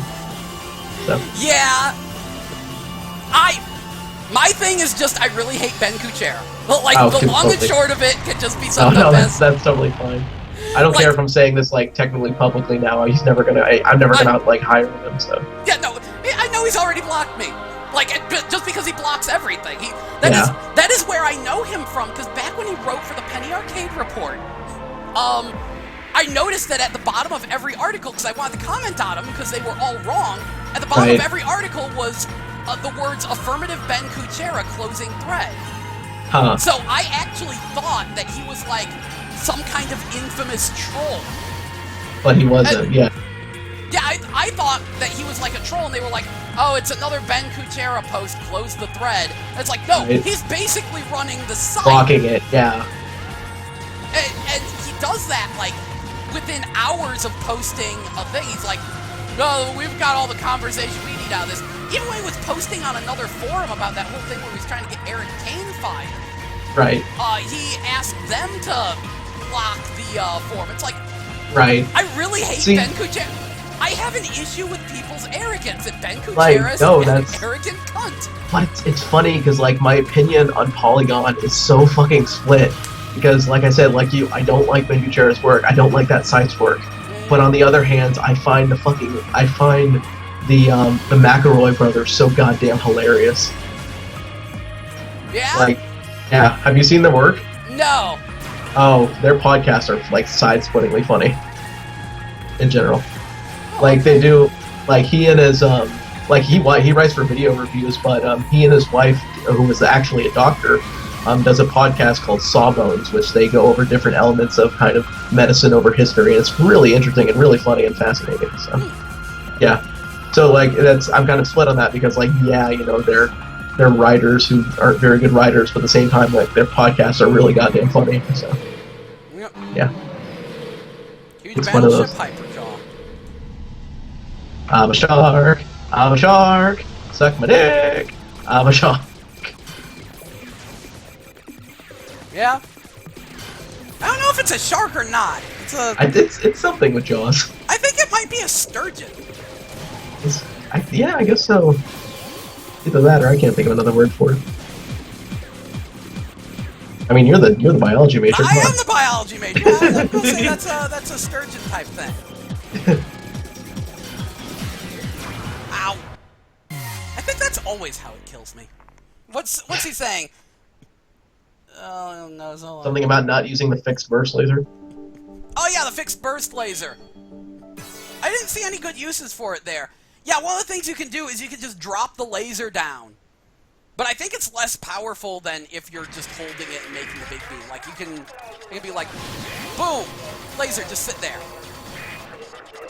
I haven't played a Gradius since the first one, so yeah. Well, this is Darius, but I literally don't know the difference. I mean, it's Darius? an offshoot. What? It's an offshoot, right? No. Oh, really? Gradius is Konami. Darius is Taito. Oh, I actually had no idea. Wow.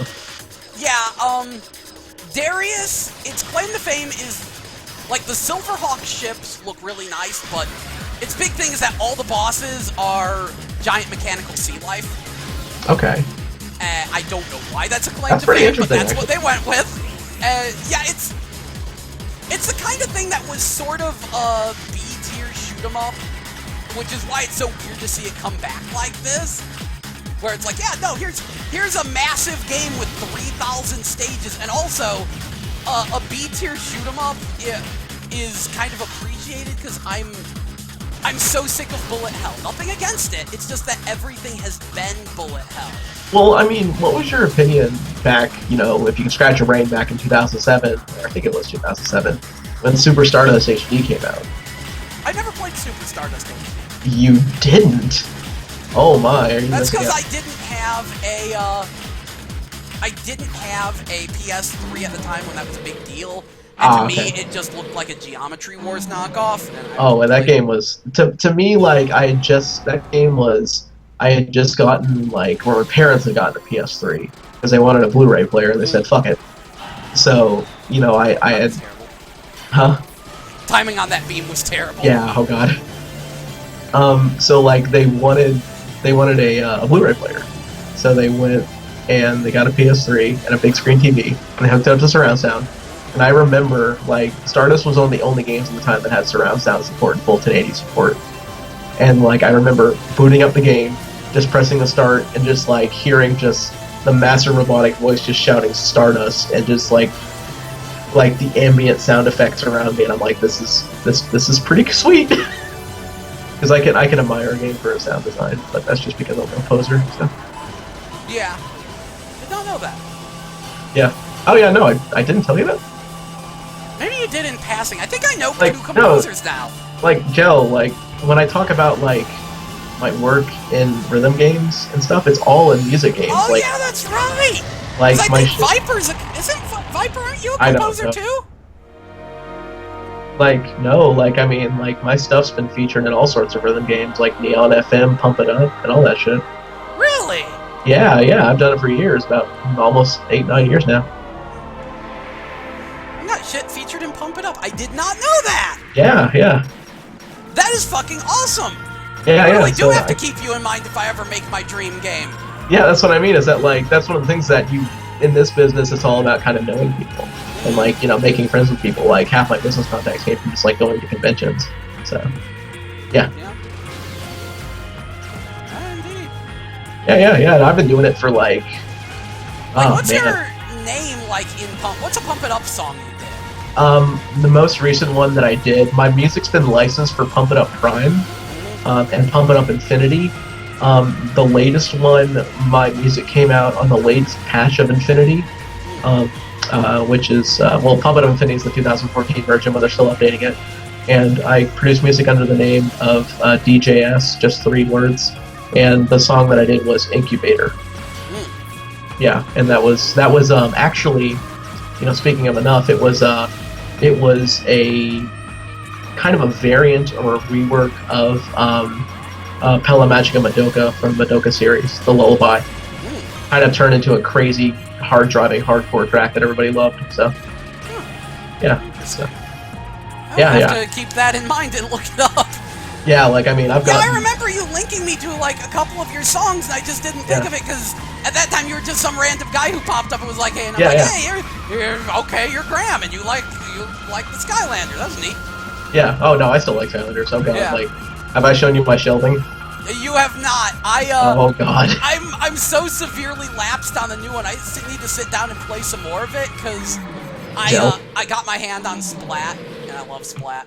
Gel, when my brother and I went out for Black Friday, we finally got down and counted how many Skylanders I actually own. Would you like to know that number? Sure. 84. I wonder how many I own. It's probably not too far off. Yeah, but yeah, like, that's kind of, I started making music for rhythm games, like, back in, God, like, 2005, 2006. I've just been doing it ever since. Because I started out, like, back during kind of when Konami forgot the US existed. Oh, fuck me! Oh, Jesus. Yeah, so he just decided, yeah, that didn't work Sturgeon out. and Machine Power Extreme. Jesus fucking Christ, it's like pissing razor blades. Even the Sturgeon with the rays, he got the urge and starts to play! Good lord, man. like a trident or some shit. He's got Go. the spirit! You can I've do got it. to get it! You can do it. Darius! You can Oh my do god, I it. killed it. Well done. Can I fucking progress now? And that's. I was gonna say, Viper. That's cool. Like, if you ever want any kind of tips or things like that, let me know. Because I can definitely help you out in that regards. I actually have a degree in music composition, even though I don't use it.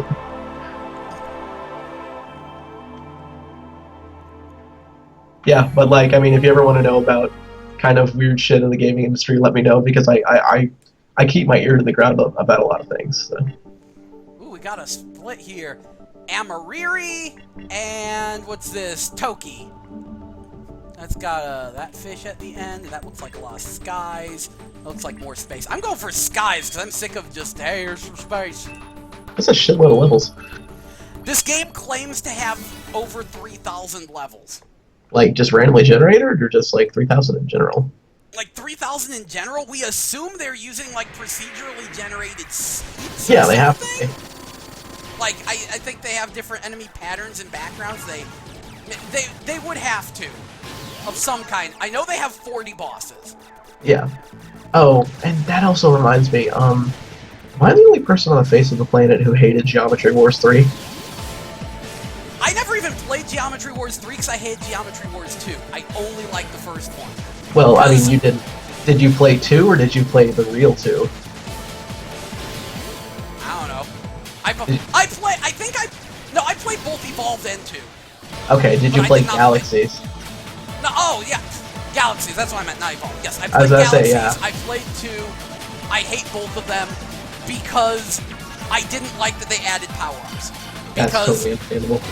Because to me, the core of that game was, if it's glowing, it's trying to kill you, run away and shoot it. Yes, I know you're glowing, you don't realize that you're trying to kill you too. Your bullets are probably trying to kill you. Run away and shoot at anything that glows. And that ruined it, because it's like, well, now there's things that glow that I need to pick up, and it's like, no, fuck that. Oh, I mean, if that's the case, then like, don't even like get remotely into Geometry Wars 3, because like they had kind of, I don't know if you've seen much of it, but they had kind of very similar to how Super Stardust had, like, you're on a 2D plane, but you're technically on a 3-dimensional object. And there's instances where you're moving around the corner of this said 3-dimensional object, and the camera just juts around, and you'll just fly face first into a bullet, not really knowing where you are. And it's bad. Oh, I was gonna say, Viper, that's cool. I have a lot of technical studio time myself. I consider myself to be kind of, I guess, a minimalist kind of composer in the sense that, like, you just give me a laptop and a pair of headphones, I can write extremely easily. But I do have quite a bit of studio time, just being able to kind of have access to a studio with work. But with, not with work, but with college. So. I was almost entirely self-taught before I went to college, though. So I pretty much had to, like, here's all my stuff that, like, I've done and published in the past. Is this good enough to get me into music school? I hope. Oh, a huge battleship brightly stare is oh, Jesus fast. fucking Christ. That looks like a Skylanders boss. Like, not gonna lie. It's got big googly eyes, made by Rare. Oh, googly eyes, you make stuff come alive.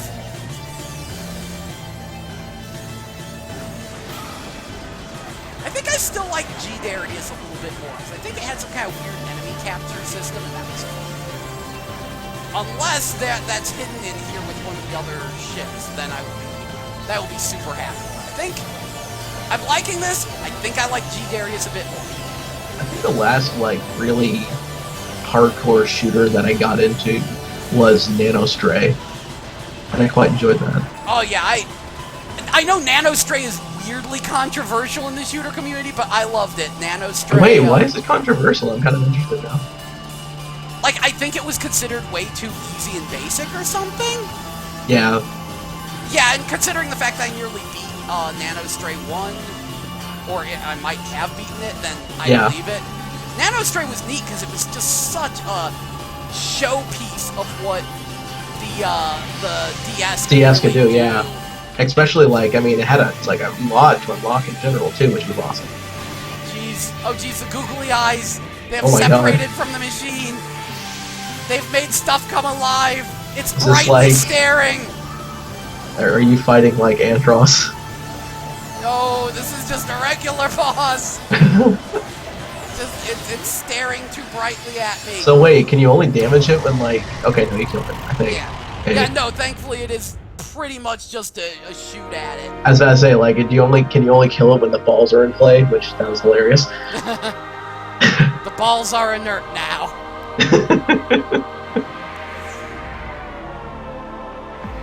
Where are we going? Good, more sky. I'm so sick of space, I'm like, good, more sky. Woo, it's sand! Liking it! That's always good, that's always good. We got sand, we got sky. I wonder what the shooter community thinks of the complete lovable mess that is Space Shot. Because I really do like Shooter Space Shot. I've never heard of that. I did an episode on it. It was a budget game. It was part of the Simple series. The Japanese name is The Shooting. In America, it was called Shooter Space Shot. That reminds me. Oh, continue. I'm sorry. It has so much clipping and such terrible graphics and such awful cutscenes, but it actually plays really nicely. Watch my video on it, and you'll be like, "Oh wow, that actually looks pretty cool." Like, whatever happened to that one? Like Wii U? It was a Wii version of Takumi Fighters. Do you remember that? Fighters? Yeah, no, I have it. It's upstairs. Was it good? Yeah, it was alright. Yeah, because I remember playing the freeware version. I'm like, this is cool. I don't know. Yeah, the fact that you could customize it was neat. Yeah. And at first I was like, this looks like such a ripoff of Tamiki Fighters, and I looked at it and they're like, oh no, this is a love letter to that guy, and half of his freeware games are unlockables on here. Yeah. I never got to unlock Tourist Trooper, which is my favorite of his games. God, I just love the fact that you just pick up, like, just blocks. It was wonderful. No, it was a customizable version of that. The whole idea was that you made stages. The issue was that though you could go online and upload and download stages made by other people, Nintendo wouldn't let them use the SD card for storage. Really? Yeah. Like, they outright said it. No, we're not allowed to use the SD card. That's kind of crazy. Nintendo blocks the usage of a lot of things. It makes sense to me now, because if you remember, 1,000 Bullets is the name of this huge battleship, but if you remember, there were a lot of games that had, like, cheap knockoffs of Mii's, like, early on, because everyone loved the Mii's, everyone wanted to use the Mii's. I think Nintendo wasn't letting third parties use Mii's for a while. I don't actually remember that. I had no idea there were, like, early companies, like, making knockoff Mii's. Like, I remember, like... Yeah, early on, there were knockoff Mii's, because I think that they just weren't allowed to use the real deal, because I remember complaining about the lack of Mii usage in third-party games. I was like, why is everyone making their own? And then I hear about, oh yeah, you're not allowed to use the SD card because you're a third-party company, which later they changed, but initially that's how they were. And I'm like, so this is what the problem was. Yeah, I mean, and the ironic part is that, like, their memory card support in a first-party game became the biggest leak in the system. With, Vision mailed. So close. That was actually the end of that string. With, like, Brawl being, able to be fully modded into Project M without actually modifying the console. It's nuts. When that exploit got released. Wait, what? Yeah, you didn't know that? If you had... Project... I thought you had to mod the console to use Project No, M. You can completely soft mod it and not damage the internals at all.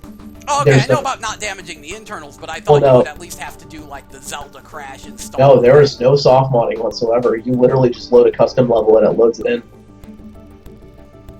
Wacky! Yeah.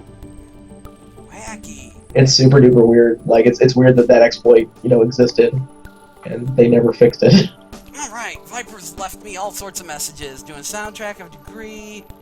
I enjoy making music, main lyric stuff. I use to say E. Fixed laser will lock those purple lasers, by the way. Yeah, it's... this game is nutty. I still think I like R-Type Final more, but I really like what Dariusburst is doing with the sheer amount of content and the fact that it's not bullet hell. It's just enemy swarms and some nasty bullet patterns, but not hell. Not just, here's hypnotic fireworks you have to dodge. I appreciate that so much. You have no idea. I really appreciate it. But yeah, Joe. we should probably be wrapping up. What's up? Yeah, no, I'm gonna head out. Alright, yeah. Alright, see you later. Great having you, Graham. We will add you to the roster and let you know if you want to join us in other streams. Yeah, definitely. Let me know when you're doing it. I'll jump on. So. Indeed. And yay, music trading. Yay! Yay! Composer Connect. Alright. Alright, good talking to you, Joe. Good talking to you too. Catch everybody later. This has been an interesting stream. See y'all.